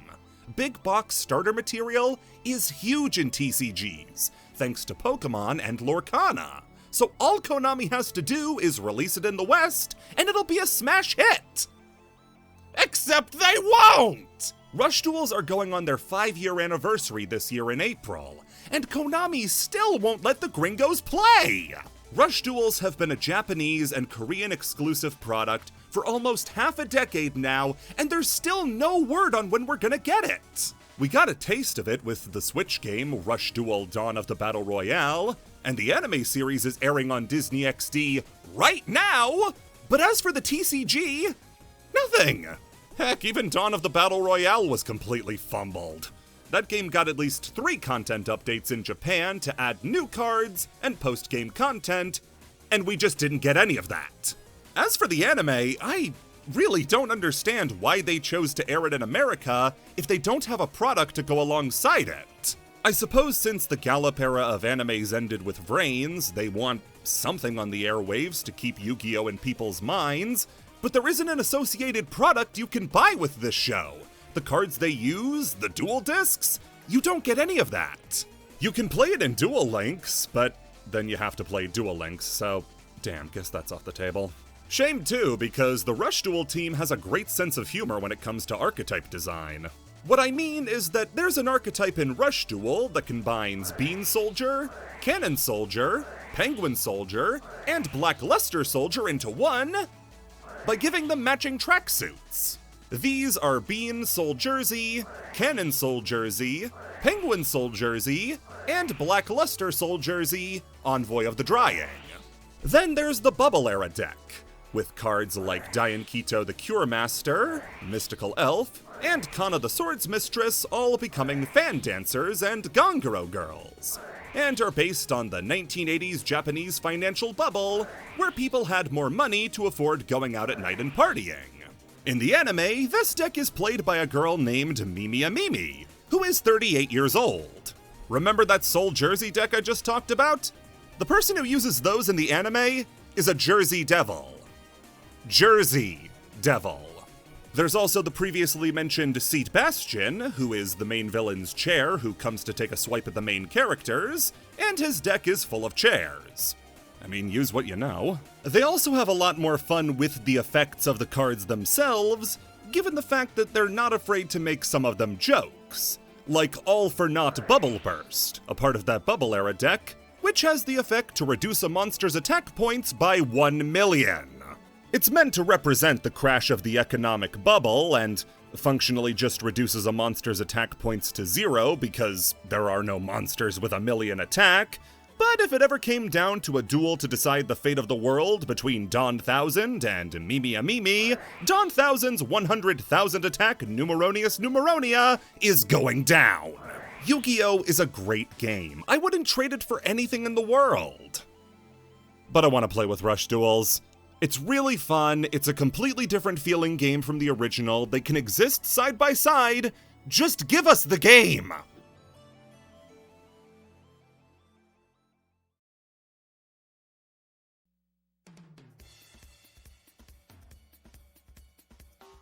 Cross Duels. To anybody saying Konami doesn't get weird with its games anymore, they found you, they heard you, and they don't understand. Cross Duel was a mirage that appeared on September 6th, 2022 on mobile devices, and is not a way to play the game of Yu-Gi-Oh!, but rather a game with Yu-Gi-Oh! Characters and cards in it. Confused? You're getting the Cross Duel experience. Cross Duel sees you build a deck of 20 cards, including monsters, spells, and traps. I've heard this one before. It's called Duel Links. You'd think! But then you have the choice to set 3 monsters on different paths that they'll slowly walk down towards your opponents, battling monsters they cross along the way. If your monster destroys an opponent's, your monster will then lose attack equal to the monster it destroyed's attack. Then your monster will waddle to the opponent you wanted to hit, they'll take damage, and then you heal for the damage your monster did to the opponent. Repeat this for up to 8 turns, or until a player's life hits 0, and the game is over. And then you go back to the main menu and rub Yugi's face for good luck. Okay, what's going on here? So, Cross Duel is a weird game that doesn't really have an analog to another recognizable game, but it's sort of a gacha-based auto-battler dating sim that you can upgrade cards in? By using cards and leveling them up, you can go down different skill trees and give your monsters effects, like gaining attack during battle and summoning itself back when it dies. You'll need these skill trees because the game has no effect monsters. Everything is now a vanilla, and as a consequence, every monster now has flavor text. Minor thing, completely unnecessary, but really cool that they did this. Seeing what they would write down for a monster like Utopia or Sky Striker Ace Ray is really cool to see. Finally, Dark Magician has flavor text. Along with that, the game itself looks really nice. All the monsters have their own summon and attack animations, special ones from the anime getting even flashier, and can reference their original card artwork. And it's overall a fun game to look at. A fun game to watch or play? This game is slow as hell. 30 minutes for a mobile game is unthinkable, and most of that time is spent watching the other 3 players make their decisions.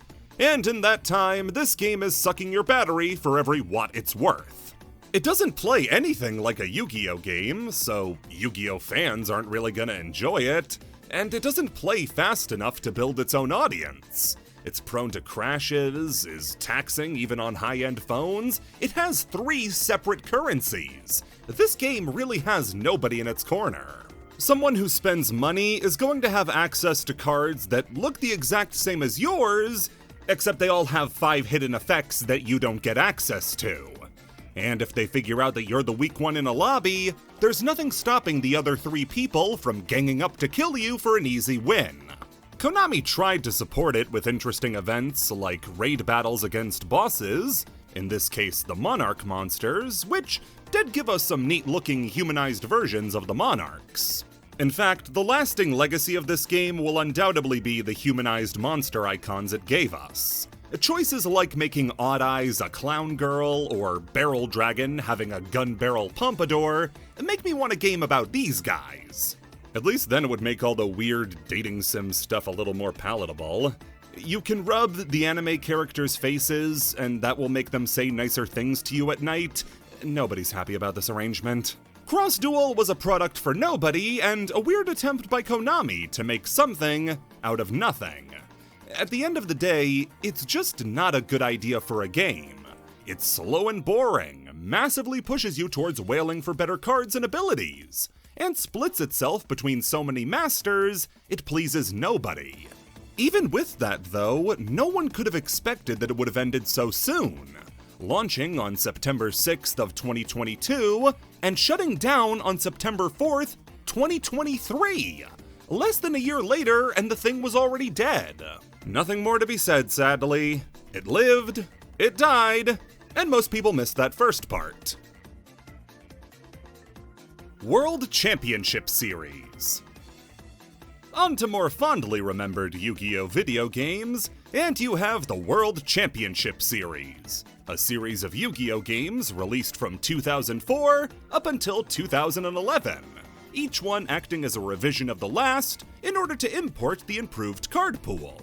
These games are updated and revised versions of the older Duel Monsters series of games, which you may recognize as they were imported to America as the Eternal Duelist Soul. Revision is a bit of a stretch when it comes to World Championship 2004 though, in how I mean the main menu just kinda changed. The game went from this to this. Aw damn, I love blue! The very next game in the series, though, World Championship 2005, changed things up to be much different, including what would become series staples, like explorable overworlds, the ability to duel most every NPC, and a constantly expanding card pool thanks to an in-game shop. I could go through each game and catalog what each of them does differently, but for the sake of nostalgia, I want to talk about the final WCS game, 2011 Over the Nexus. The game features tons of mechanics from previous games, but in a package that is one of the best Yu-Gi-Oh! Simulators you can play. The game's story is super interesting, giving you a new scenario to play parallel to the main story, letting you make your character and start the game in Crash Town, working your way up to the Grand Prix alongside your two game original friends. It feels like the perfect balance of original story and self-insert, where you feel important, but not like you've been slotted into a different character's role. The game's card pool is massive, covering everything up through the Storm of Ragnarok pack and Sanctuary in the Sky structure deck, making it a perfect emulation of the sweet spot between the two fan-favorite formats, Edison and Tengu. You can play Gladiator Beasts, Lightsworns, Infernities, Blackwings, Fabled, Heroes, Machina, Zombies, Aggro Dragons, Monarchs, Battery Men, Gadgets, Fish, Quick Draw, Diva, Alien, and so much more. So many classic decks free to build. The UI and duel field itself is slick and quick. The game moves at an amazing pace, and gives you a great way to jam through a quick duel while on the bus. The game also has so many great additions that they didn't need to make, but makes the game so much better. Character customization, full duel script customization, where you can choose what to say when you do a certain action in a duel. Loads of side quests, duel puzzles, a calculator for playing real-world duels, an ace card mechanic where you can designate a card as your ace and get a special summon animation when you play it. The game has a mechanism whereby the game will rate your deck and tell you if it's consistent, what weaknesses it has, and give it a grade. Over the Nexus is the best Yu-Gi-Oh! Video game ever made, and shows just how great the World Championship games could be. Did I kind of overlook the rest in order to talk about Over the Nexus? Yeah, listen, some of these games are RPG adventures, others are straight-laced duel simulators. It kind of bounces back and forth. It'd be a real hassle to go over each one individually. If you want an easy way to categorize them, just treat every game as a simulator for the format of the year it came out in. In addition, the actual Yu-Gi-Oh! World Championship would have a separate division dedicated to people playing in the World Championship games, which nowadays is taken up by Duel Links and Master Duel. Sadly, the World Championship series ended with Over the Nexus, probably out of fear they were getting too good. And from there, we would only get sporadic releases like Legacy of the Duelist and World Duel Carnival, none of which ever reached the heights of WC 2011. Tag Force. While the DS had Pokemon and the World Championship series, the PSP had Porn and the Tag Force series, a separate series of games that ran parallel to the World Championship games with a few of their own defining features. Obviously, gameplay isn't one of those features. For the most part, the games are the same. But this game does take the tag duels and goes all in. You'll be tag dueling all the time, like in the early Tag Force games that take place at Duel Academy, where you can play in a tag duel every Sunday. Alright, but how do I get a tag team partner? Well, that's where the defining feature of the Tag Force games come in. Yes, more than the tag duels. Dating. Yeah. The Tag Force games take heavy inspiration from dating sims and present you with the ability to create bonds with your favorite characters. In these early games, it's done by talking about topics that interest them, dueling them, and giving them sandwiches they like. The more you befriend certain duelists, the more affection you'll earn, which nets you special cutscenes and scenarios, as well as new packs to pull from. The games feature game original scenarios for all of the duelists you can befriend, which takes you down original storylines that never got explored in the anime. Like, how does Bastion feel about having been forgotten by all his friends? In games that feature older versions of the same character, you can team up with Obelisk Blue Chaz Princeton and complete the Princeton family plan of taking over Duel Academy. Hell yeah, I always wanted to be a mook! These games have a phenomenal charm about them. and let you slide into the story smooth as butter. You're not some special duelist with a destiny that intertwines with everybody else. No, you're a classmate, just like everybody else, and you get to experience their lives as they do. The first 3 games all cover the GX story, with Tag Force 1 covering the Shadow Riders, 2 being a mishmash of the Society of Light and Yubel arcs, with 3 covering the final Night Shroud arc, the game's European release being the only English adaptation of the arc up until this point. The game also threw in the Destiny Draw mechanic, whereby you can place a card on top of your deck if you're at a disadvantage. A skill so broken, you can never truly call these games hard as a result. The game is also famous for featuring a variety of anime cards that either weren't printed yet, or haven't been printed ever. Cards like Fossil Fusion and Chumley's dad's Drunk Monsters are available for you to use with their anime effects intact. Remember previously when we covered Berserk Soul and how older games used its anime effect? These are the games I'm talking about. Later Tag Force games in the 5Ds era would expand upon the systems and introduce way more items you can give to your friends in order to increase their affection, as well as fleshing out side stories for every character you can think of. Fake Jack Atlas, who uses the multicolored Red Dragon Archfiends, gets a side story. The clown guy who assists Goodwin gets a side story. A Shonen Jump exclusive cosplayer of Carly Carmine gets a side story. You get to feel like you're befriending the cast, whether it be Jack and Yusei, or the Earthbound Immortal guy who uses the monkey. These games are a great time, and, just like the World Championship games, represent their eras of the game really well, while being distinct from those games thanks to the affection mechanic. The Tag Force games managed to make it all the way until 2015, after skipping the Zexal series altogether, with Tag Force Special Arc V, but, talking about this game before the final tier would be a massive disservice. Legacy of the Duelist. So, the Tag Force games are gone, World Championship's been shut down.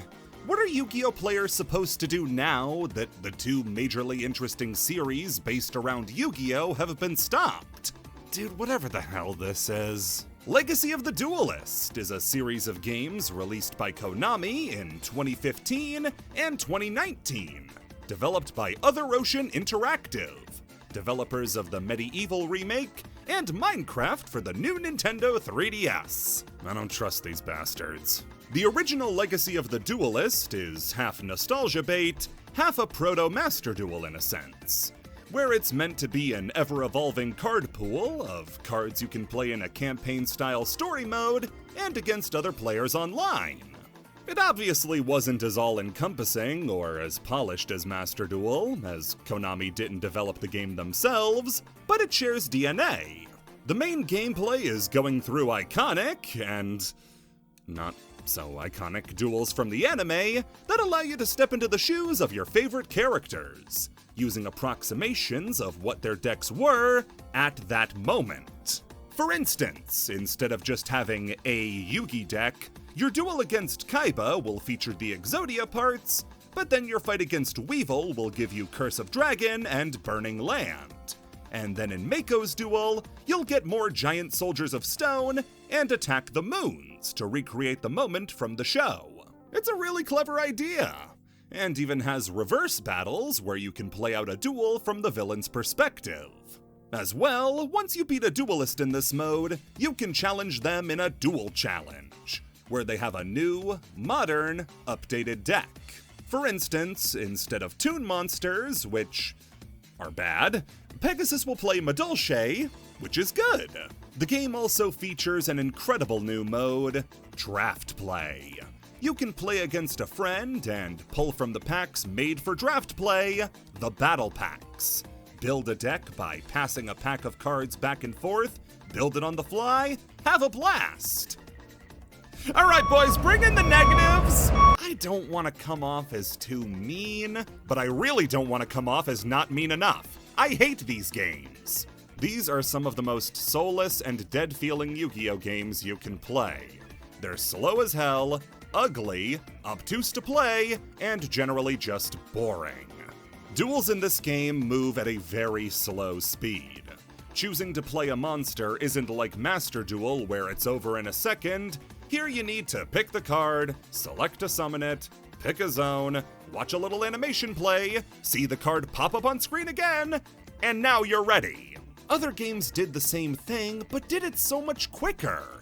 Legacy is just a slower version of what Tag Force and World Championship did. Speaking of which, any style or flair that those games had in summon animations, duel fields, or general gameplay feel is gone. Duels feel utilitarian. The card is played, but it's not fun to play the cards. The game has summon and attack animations, but for like 15 monsters total? And they're all anime monsters rendered in fruit snack textured CG. They all look rough and move worse. And who gets these animations is chosen at fucking random. You're telling me that the two most iconic monsters in GX were Thunder Giant and Red Eye's Darkness Dragon? Duels take forever. And in story mode especially, give you character-accurate decks. But most characters were playing absolute trash. You're just trading vanilla monsters back and forth, hoping for a power spell, but otherwise just bored out of your mind.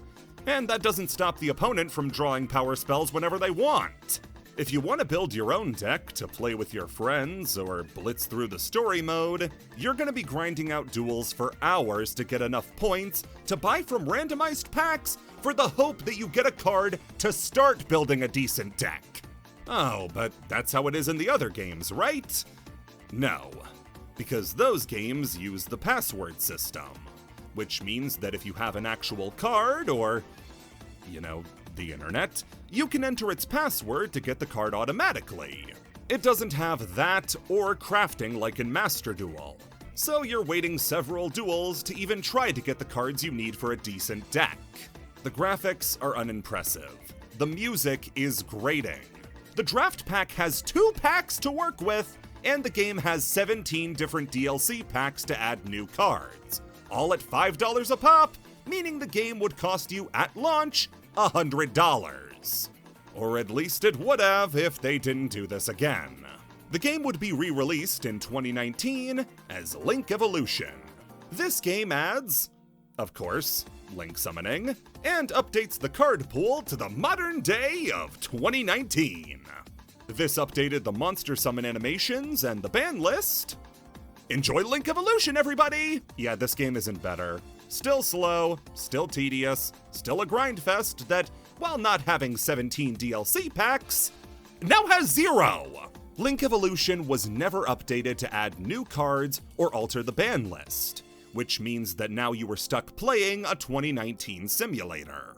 That's charming for games on the PS2 and DS, but frustrating for a game on the Switch. It even keeps in the draft mode, a style of play Konami hasn't supported since 2014.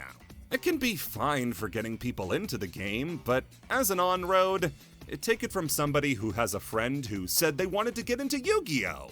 They said they wanted to learn, and I told them, "Aw, sick! You can download Master Duel for free!" And they said, "Oh no, I already bought Link Evolution."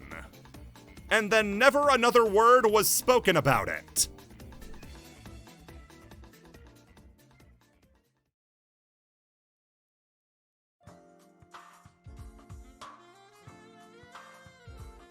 TCG exclusive archetypes. So I've used the terms TCG and OCG over the course of this Iceberg, but what does that mean? What is TCG versus OCG? Well, TCG refers to Yu-Gi-Oh! As it's played in regions outside of Japan, China, Korea, and Hong Kong, while OCG refers to Yu-Gi-Oh! As it's played in those regions.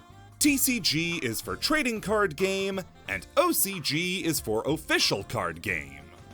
Why the distinction? Nobody's quite sure. It might have something to do with the previous company who handled American Yu-Gi-Oh's distribution handling things differently, but going too deeply into that is just speculation.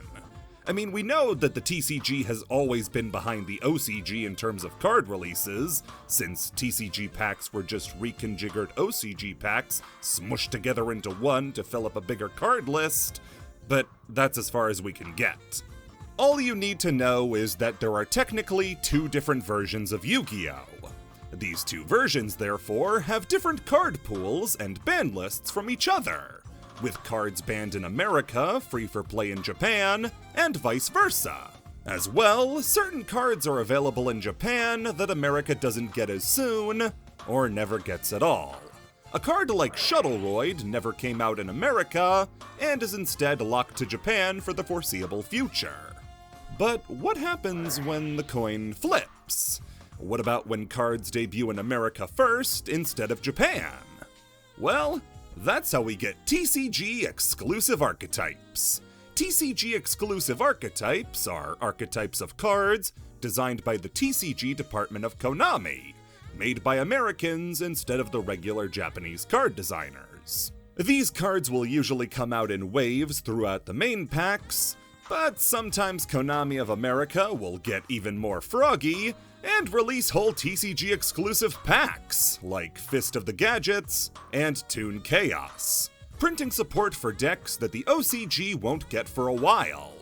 The first ever TCG exclusive card was Beast of Talwar, a level 6 normal monster released in Pharaonic Servant on October 20th, 2002, while Japan got him in the collector's tins in 2003.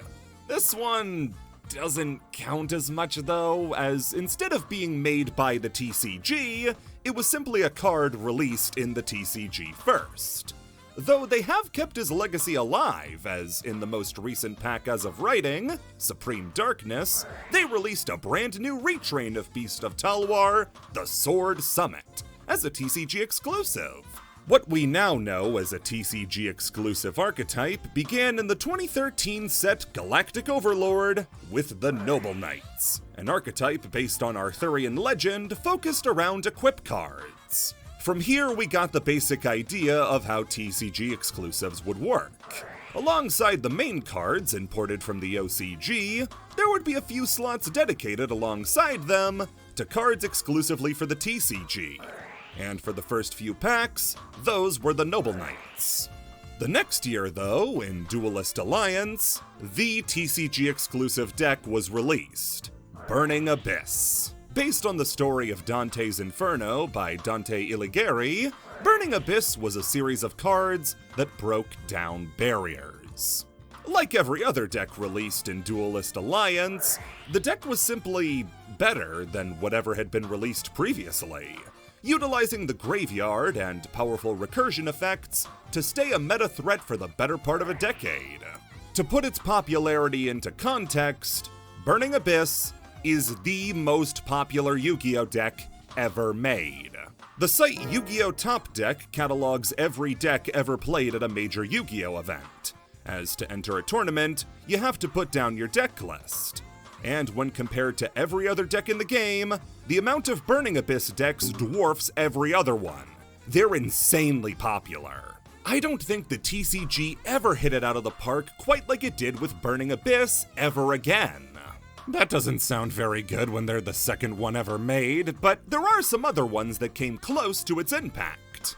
Cosmos are a similarly super successful deck that, like I've said before, are one of the most flavorful decks in Yu-Gi-Oh! When it comes to their artwork and theme. Spirals, when they received some support from Japan, became a Tier 0 deck, and featured some fun artwork referencing spy movies and video games. Plunder Patrol was the first ever pirate-themed deck, and have a fun gimmick of tagging out into various ships depending on what the opponent has. Other decks weren't so lucky as to have any sort of impact, but are at least fascinating thematically and mechanically. Vendreads are a ritual deck, where the ritual monsters will gain effects based on the different monsters used for their ritual summon, but those monsters having to be on the field in order to give the ritual monsters their effect cripples the deck, and the effects they get just aren't good enough. The deck, though, is a loving reference to Resident Evil and Spawn, with a zombie-powered superhero tearing through hordes of the undead, and even getting his own version of Nemesis. No, the Marvel 3 guy. Formula athletes are a terribly cumbersome deck to play, as they require you to keep track of a lot of different levels as they modulate. But that modulation is a great thematic choice. Every time you activate an FA spell card, they shift into a higher gear, represented by their level. Goatee is a deck of fish synchro monsters with some of the most beautiful card art in the game, and such a confusing name. Goatee's name is Fish. So there's an old linguistics pun that makes fun of how bad English is by saying that if you take the GH from enough, the O from women, and the TI from nation, you can spell fish GHOTI, because they make the F, I, and SH sounds. Yeah, I'm usually not this fun at parties, ladies, but stick around and I might have a couple more linguistics puns locked and loaded. Want to know how you can spell church, TOLOT? And representing the bottom of the barrel, you have decks like Pistina, Ascend, and Dream Mirror, where... You want to know how bad these decks are? Normally, when a TCG deck releases in the OCG, they'll release one card of support for each deck to try to address some of their problems. Tistina and Ascend got one card cumulatively. They didn't waste the cardboard printing two cards of support, so made one card that supported both Tistina and Ascend. Did it help? Of course not! And then you have the two. The two times where, inarguably, the TCG department had a devastating effect on the game at wide. The first of these were the Kaiju monsters, based on a wide spectrum of giant monsters, from Godzilla to Gamera, Ultraman to Godzilla again. Okay, do you want to fight about it? These were meant to emulate the giant monster battles of kaiju movies by giving a kaiju to the opponent, summoning your own, and then making them fight. To make sure the opponent played along, the kaiju you would give your opponent would tribute an opponent's monster in order to special summon itself, getting rid of whatever they had and replacing it with a brand new friend. Usually Gameciel. This effect changed Yu-Gi-Oh! Forever. Kaiju-style monsters like Lava Golem existed, but they require your normal summon. Kaijus tributing monsters meant they were able to circumvent effect-immune monsters and replace them with what were essentially normal monsters. Remember in the jargon section when we talked about Towers monsters? Kaijus directly countered Tower monsters and have been seeing play since their inception. The other dangerous TCG archetype was Dangers. Based on various cryptids from around the world, this was another deck with incredible flavor to it.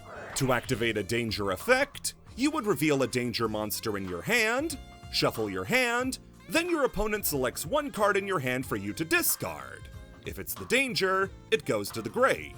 If it's a different card, you summon the Danger.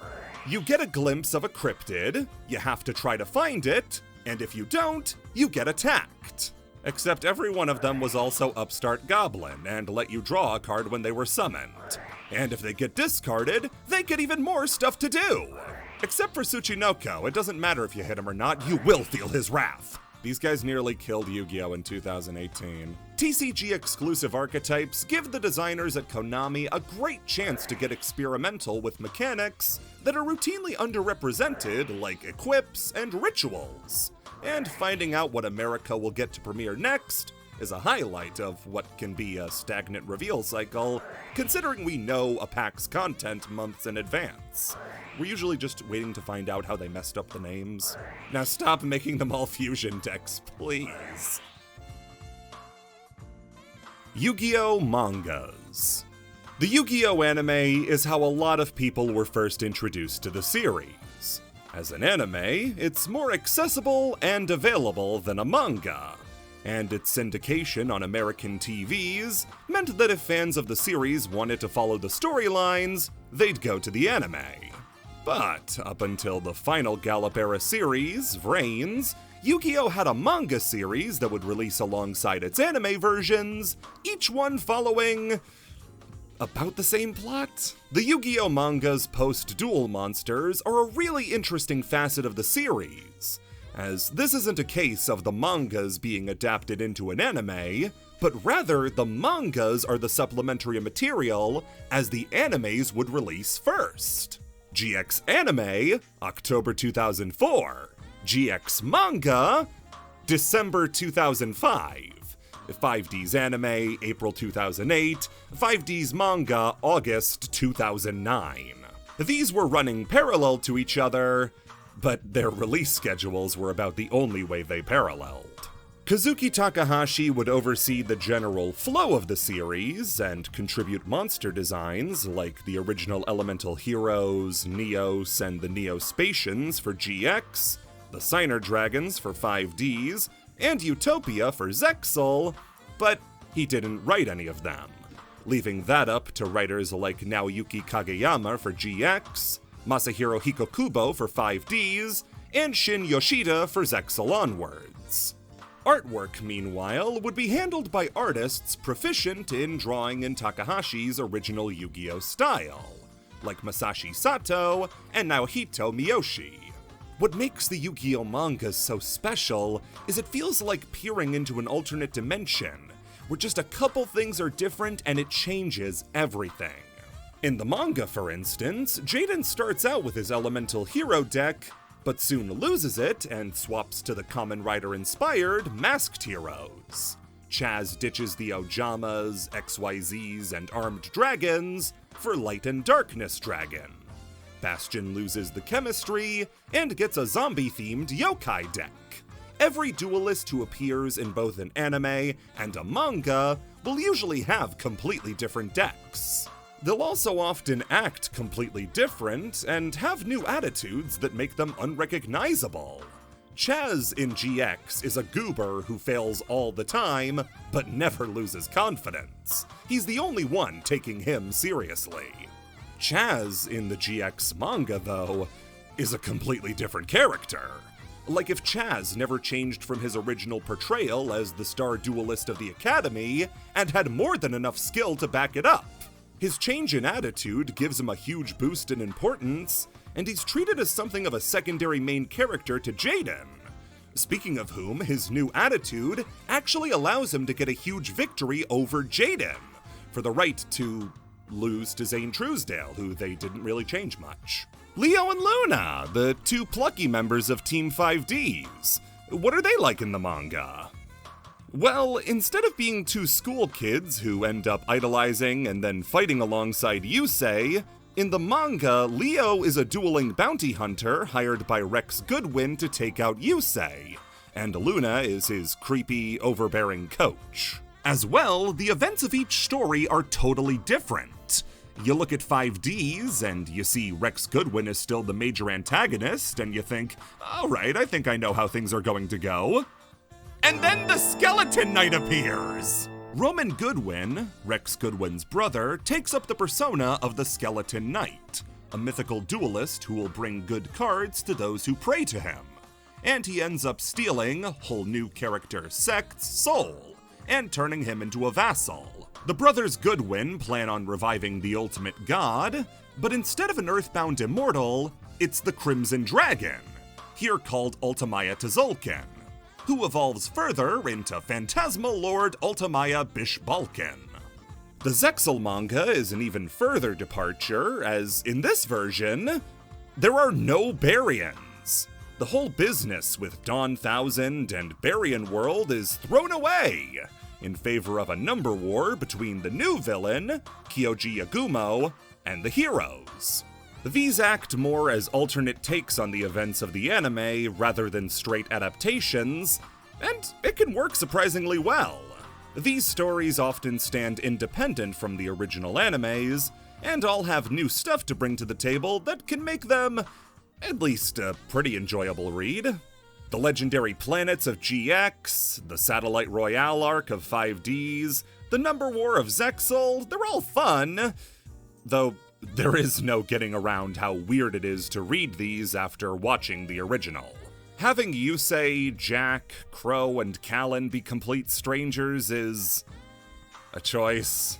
The GX supporting cast isn't anywhere near as charming as the original, and some characters are completely useless, like everybody introduced in Season 3, and Zexal pulls a last-minute god out of nowhere. Some of these choices were not made for the better. That does leave one outlier, though, and if it was gonna be any one of them, of course it would be Arc 5. Arc 5's manga is so much different compared to the original anime that it's not just its own thing, it's a whole different story. Yuya is still the main character, and is still a duel-tainer, but the Arc 5 manga does away with the interdimensional shenanigans, and instead goes for time travel. Yuya is a duel-tainer, but a duel-taining terrorist from 20 years in the future, and is searching for a card called the Genesis Omega Dragon, which will bring about the end of time itself in the future. Instead of Yuri, Yuto, and Yugo being alternate dimension versions of Yuya, now they're his brothers who died in the future, whose spirits now inhabit Yuya's body alongside him and can take over for a time to help him duel. Reiji's still here, but now he's leading the Leo Institute to try to capture the time anomaly Yuya, with his two henchmen, Sora and Shun. Knowing these two's history in the show and seeing them work together in the manga is just weird. That little dude genocided him. As for the manga original characters, you get Ren, who duels with the hilariously named White Cards, as well as Adam, Eve, and Isaac. Yeah, it should be coming into view now that Arc 5's manga takes a heavy inspiration from Christianity, down to them searching for the Genesis Omega Dragon, but since that's a mouthful, they usually just shorten it down to G-O-D. Yeah, this is a series all about finding God. I've seen Sonic fan art like this. The main villain of the part, Eve, also has a reference to the previous 3 series of Yu-Gi-Oh! In her boss monsters, with Phantasm Emperor Trilojig being Armatile the Chaos Phantasm from GX, Time Lord Progenitor Vorpgate being a reference to Zone's Time Lords from 5Ds, and Number XX Utopic Dark Infinity references Yuma's Utopia monsters from Zexal. And for this next part, I want you to just listen. Just listen to what I'm saying. After Yuya goes back to the future at the end of the series, there's a final special chapter that ties together the story and shows where Yuya's love interest Yuzu ended up. She would end up marrying Yuya's dad, and is now the mother to the U-boys. What, the f***? After Yuya leaves, Yuzu ends up finding the next best thing, which is the teenage version of Yuya's dad. She fell in love with her own kid and then settled for her husband. Wait, wouldn't Yuya know that this is his mom? Or at least a girl that looks exactly like what his mom would have looked like 20 years in the past? What the f*** is wrong with Yuya? Dungeon Dice Monsters. As we talked about in the first part when discussing Kazuki Takahashi, much of the inspiration for Yu-Gi-Oh! Came from Takahashi's love of tabletop games. Magic the Gathering was an obvious example, given how much Yu-Gi-Oh! Takes from it, but it's clear he was into more than just card games. The biggest example in Yu-Gi-Oh! Is with Dungeon Dice Monsters, which with its dice-based gameplay and naming, is likely a play on Dungeons & Dragons. So covering Dungeon Dice Monsters is harder than one might anticipate, since there are 4 major things you can cover under this one category: the game itself, the video game, its arc in the anime, and its arc in the manga. Going in that order, the game itself is like Cross Duel, where it uses Yu-Gi-Oh! Iconography, but that's about it. It's a complicated game, but the gist of it is that you choose 3 dice and then roll them, using the crests on each of them as resources. If you rolled a movement, attack, defense, magic, or trap crest, you can save them up to use throughout the game to fulfill the conditions on various cards, with the 6th side being a summon crest. Roll 2 summon crests with a matching level between 1 and 4, and you can summon a monster to your field whose level equals the summon crests you rolled. Roll 2 4s, summon Obelisk. Roll 2 1s, summon Tigerax. Roll a 3 and a 2, go fuck yourself! When you summon a monster, you then dimension the dice, which folds the dice out into a path for your monster to walk on. You create a path to your opponent's base, attack them 3 times, and if you do, you win! It sounds simple, but keeping a track of your accumulated crests, as well as the much more open nature of the game, with the build-a-board approach to movement, is hard to wrap your head around at first. That being said, it's undeniably a unique game that has a lot of potential to be fun. But it seems the general public didn't really agree. The game did get a physical release, and, in America at least, tanked hard. The game nowadays is an extremely awkward part of Yu-Gi-Oh! Collecting, because there's this completely separate side game that more people remember not being able to play than they do actually playing it, and it costs a pretty penny to get now off of services like eBay. That leaves most people's options to enjoy the game limited to Dungeon Dice Monsters for Game Boy Advanced, which follows the structure of early Yu-Gi-Oh! Games in that it's just a simulator to play the game, rather than being like the Tag Force games where you play through a storyline. If you want to try out a game of Dungeon Dice Monsters, either this or Tabletop Simulator are your best bets. As for where most people recognize the game from, that would be the 3-episode arc from the original anime, with Duke Devlin initially challenging Joey to a game before setting his sights on Yugi. Duke hates Yugi for beating Pegasus and causing him to go into hiding, which canceled a deal Duke made to take Dungeon Dice Monsters international. The two play a very accurate recreation of the real game, and from there, Duke would go on to become a regular member of the team, like he didn't make Joey dress up as a dog. The manga arc is obviously much different, since the manga continuity Pegasus is in hiding, but he's hiding in a casket. Ryuji Otogi, Duke's manga counterpart, creates Dungeon Dice Monsters as a part of the plan of his father, Mr. Clown, to get revenge on Yugi after he lost a shadow game to Grandpa Moto during the Millennium Puzzle excavation. He would end up aging rapidly after the loss, causing him to don the clown costume, and being forced to live the rest of his life as a clown made him bay for blood. Ryuji eventually turns against his dad, but not after a Dungeon Dice Monsters game that is bursting with love for the format. It's very similar to the anime game, but the depth Takahashi goes into with the rules and mechanics makes it clear how much he enjoyed creating something like this. Even if Konami asked him, hey, can you make Yu-Gi-Oh! 2 for us? He said, alright, but I'm gonna make it the best I can. Dungeon Dice Monsters has, to an extent, been fathered into Yu-Gi-Oh! Proper, with monsters like Thunderball and Orgoth the Relentless, who originated from Dungeon Dice Monsters, being brought in as monsters in Yu-Gi-Oh!, as well as cards like Dungeon Dice and Dimension Dice, replicating a part of what Dungeon Dice Monsters was going for. Nowadays, it's seen as a sort of weird filler arc, but in reality, it's just a further extension of what inspired Yu-Gi-Oh! To begin with, Kazuki Takahashi's love of games. Tone-deaf TCG. Communication is important when it comes to the life of a healthy game, as there needs to exist a healthy line of discussion between the people playing it and the people making it. Players need to be able to articulate in an understandable way why aspects of the game aren't working, while designers have to convey why cards are being made the way they are. This is something that many other card games do well, but just like with the card art accreditation, Yu-Gi-Oh! Is lagging behind.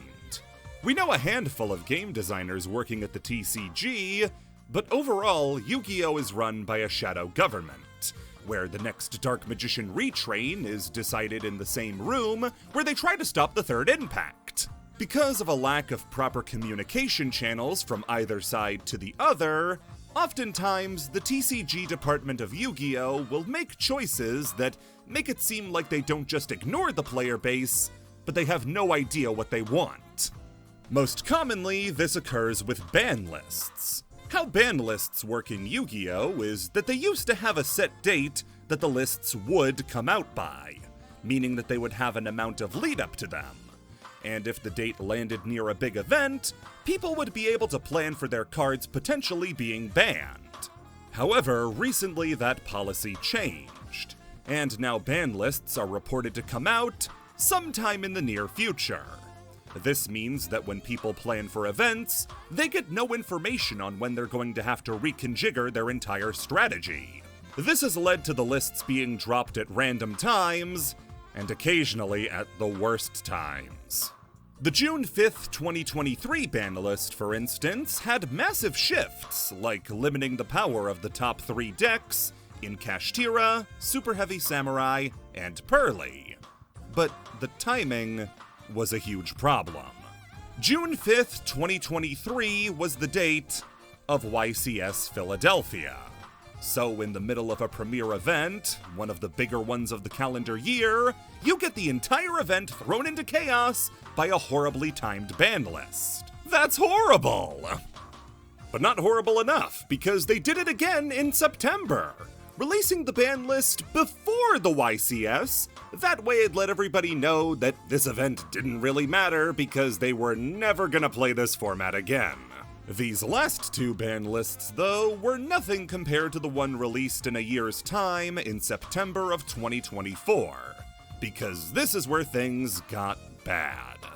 For reference, the previous ban list had come out in April, and in the time between these 2 lists, Snake Eyes had run amok.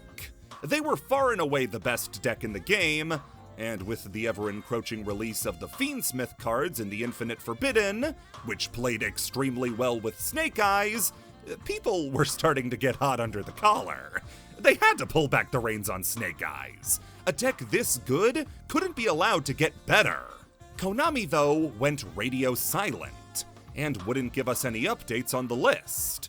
When they did post, it was to promote stuff like the Shadow Duelist tournament, or to post inane stuff like Monadium Primeheart has a special defensive ability that stops your opponent from targeting it with card effects. No monster facing Monadium Primeheart will be safe due to its multiple energy blades. This being posted at the start of the drought of list news made it a very popular copypasta in the Yu-Gi-Oh scene. Eventually, the community banded together to be really annoying in a coordinated way, and just post pictures of horses vomiting under any Konami post not about the ban list. Some people think this made a difference, and I would love to be that dumb because life sounds really easy that way.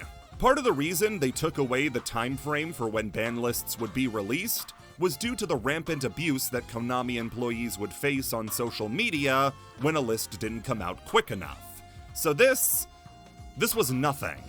It's a really gross picture too, so have the Melfi version. Then there's the time during the Arc 5 format when they hyped up a TCG original card as being the strongest card ever released. And it would be a normal monster. That monster? Sea Monster of Theseus. An instant fusion tuner. That's it. This wasn't even the best fusion monster in Raging Tempest! Then there's stuff like the release of the Tenpai Dragons. A deck which saw Trident Dragian, a card which had never seen play before, suddenly become a linchpin. Only problem was that it was extremely rare and had never been reprinted in over a decade. In the reveal video, though, Konami had a great idea for how you could get one. Now, to get the most damage possible out of this strategy, you'll need a copy of Trident Dragion. So make sure to check your collection to see if you have one, and ask a friend if you don't. The TCG department of Konami has time and time again proven that its communication skills are piss poor. That ban list everybody wanted in September of 2024 had its date revealed in the description of the Shadow Duelist livestream. it may be unlikely to improve in the near future, but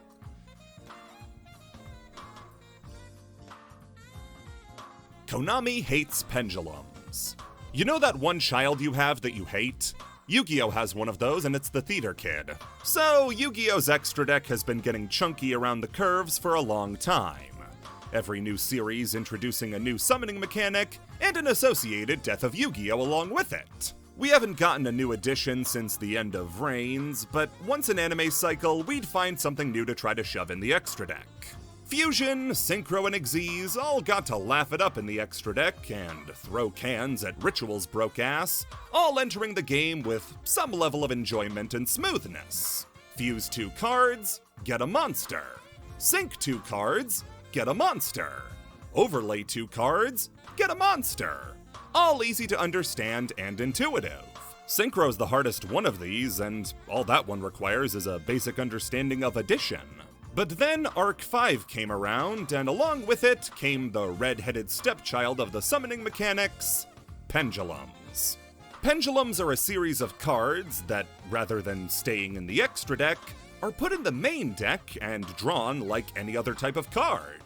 When you have a pendulum monster, you can place it in the pendulum zones. And when you have 2 with scales, these things are scales, that were different, you could summon monsters from your hand and from your face-up extra deck to your field, as long as their levels were between the 2 pendulum scales on the field. So if you have 2 monsters, scale 1 and 8, you can summon monsters from level 2 to 7. But how are you getting cards into the extra deck face-up outside of a confused activation of Convulsions of Nature?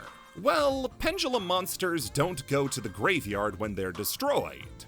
Instead, they're placed face-up in the extra deck. This was likely done as a way to not confuse people as to why certain cards could be pendulumed out of the grave, but not others, so they placed them in the face-up extra deck to not have to make a new zone just for them. See, they were already doing that anyway, because pendulum monsters would be placed in pendulum zones. These 2 zones here that could only contain pendulum monsters. These 2 new spaces were the first new zones added to the game since its inception, and a change this seismic, along with the complexity of the mechanic, was not welcomed. Pendulums were, and still are, the most hated summoning mechanic by a majority of fans. An intrusive, annoying gimmick that warped the game around itself and changed Yu-Gi-Oh! To be insanely different from the game we enjoyed playing. Now decks like Ignites, Metal Foes, and Performapals were casually dumping dozens of guys onto the field to make extra deck monsters they had no business making. The only reason we joked about keeping a card like Shockmaster around was because it was a little hard to get 3 level 4 monsters on the field, but not anymore! Decks that didn't play like this, like Cleefort, had a different problem. Konami's insane balance, where they were only allowed to play Klee monsters. So you either had access to every monster ever made, or 7 of them. And neither of these were good solutions. By the end of the Pendulum era, pendulums themselves were the least popular part of it, as thanks to decks like Shadal's, Burning Abyss, and Speedroids, every other summoning mechanic was having a great time. Then came Master Rule 4, and the introduction of an intrusive, annoying gimmick that warped the game around itself and changed Yu-Gi-Oh! To be insanely different from the game we all loved playing.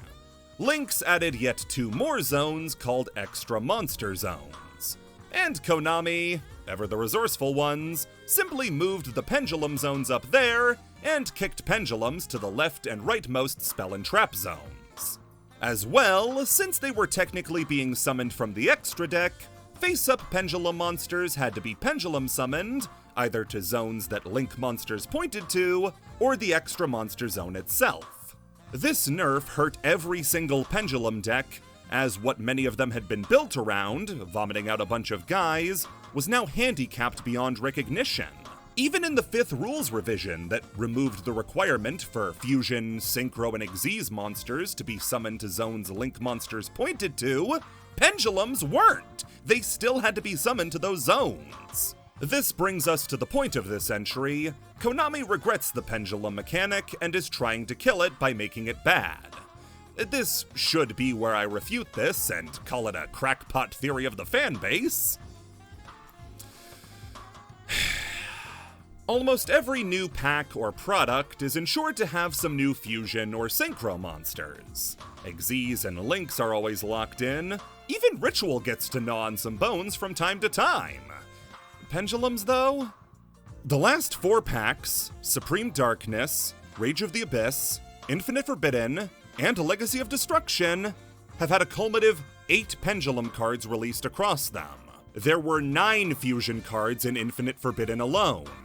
5 Xyz, 5 Synchros, 8 Lynx. Pendulums have to wait 5 packs to get a fraction of what the others get. But all of these are themed after different anime series, so of course they're gonna focus on the summoning mechanic for their anime. You just have to wait for a pack like Age of Overlords, based around Arc 5. There you get a whole 5 new Pendulum cards. 7 Xyz, 5 Synchros, 4 Fusions, and Lynx. They can't even get the gross majority in their own packs! The Pendulum archetypes released in recent years are also not moving the needle. Valmonica, Memorelia, Abyss Actors, Valons. All play really cool, all worthless. Pendulum decks now aren't even welcomed into the Pendulum slop pile that gave the mechanic some relevance. Konami rarely apologizes or regrets design decisions, but Pendulum is undoubtedly one they've regretted. Not verbally, but certainly through their actions. Satanic Panic. Opening your first Yu-Gi-Oh! Pack is an unforgettable experience. We all remember tearing the plastic, seeing the smoke, feeling the blood run down our noses, and unconsciously hailing Satan as the Dark Lord, no, not that one, and welcoming us into his hateful embrace. Yu-Gi-Oh's inspiration from magic is bad enough already, but did it also have to steal the moral outcry of Midwest parents? Games like Magic, Dungeons & Dragons, and Yu-Gi-Oh!, who heavily feature mystical and occult elements, have always been the target of outrage, with religiously minded people finding the thought of a card like Summoned Skull being sold on store shelves to be abhorrent. And as such, when Yu-Gi-Oh! Debuted in America, it was added to this illustrious list. Yu-Gi-Oh!, however, is uniquely worse off due to being a Japanese game as opposed to an American one, since there are certain pieces of iconography that don't translate as well. The Christian population of Japan is much smaller than it is in America, and so Christian iconography is not as sacred as it is in the States. You show someone a cross, you're more likely to hear them call it an Ultraman reference. Same goes with the Star of David and pentagrams. In Japan, these are pretty easy shorthands for magic. So when coming to America, you can imagine a lot had to be scrubbed. Cards like Foolish Burial, that depict graves, changed them from marble crosses into the more classic tombstone design. Cards like Dark Magician Girl had their pentagrams removed, and speaking of Dark Magician, the choice was made to change his name from Black Magician to Dark Magician, to avoid connotations with black magic. Loads of fiend monsters, like our boy Prince of the Devil's Underworld Hardus and Winged Minion, had their horns removed, to make them look less demonic, as well as switching out any instance of demon for archfiend. For as bad as the phenomenon was in America, though, other parts of the world had it worse. This part is going to be a little hard to explain, since almost every resource going over it is in a different language, Portuguese, as well as the main subject being lost media for a long time, but this is about the media campaign to get rid of Yu-Gi-Oh! In Brazil by Gilberto Barros. Gilberto Barros was a TV presenter in Brazil who hosted the show Good Night Brazil from 2003 to 2007, and had a very, what is the nice word to say backwards views? We're talking a guy who was convicted of hate speech for saying he'd attack any gay men he saw kissing in front of him. On Goodnight Brazil in 2003, he decided to dedicate a segment of the show to how Yu-Gi-Oh! Turned kids into zombies, and how cards would influence children to attack their parents. Who the fuck showed him Celestial Night Lord Parshaf? The segment was infamous for how Gilberto didn't really understand what Yu-Gi-Oh! Was, mistakenly showing a clip from Dragon Ball instead of Yu-Gi-Oh! To prove his point, and bringing on experts in the game who were able to make their points much better than he did. Gotta give him credit though, picking Mystic Clown to depict Satan in Yu-Gi-Oh! Is a pretty good choice. Did you know this guy's face is actually up here? Despite the poor structure of the segment, it did lead to a very real wave of parents destroying Yu-Gi-Oh! Cards across the country, and would get the show taken off of Nickelodeon in the region. Again, I don't know exactly if I'm over or underselling his reach and influence. So if you want an account from people with a much better understanding of the story, I recommend the videos made by Velberum and Nostalgie. These are two video makers with dedicated videos to the Goodnight Brazil segment. And they have pretty accurate subtitles, so following the story shouldn't be too hard. I fully accept that I should not be the be-all end-all for your information about this story. These two video makers are absolutely the best place to get your information. As for Gilberto, though, he would go on to give the best apology I've ever heard when pressed about this in 2017. I was guilty, but not that much guilty. Inspiring words. Yu-Gi-Oh! Is gay. Come on.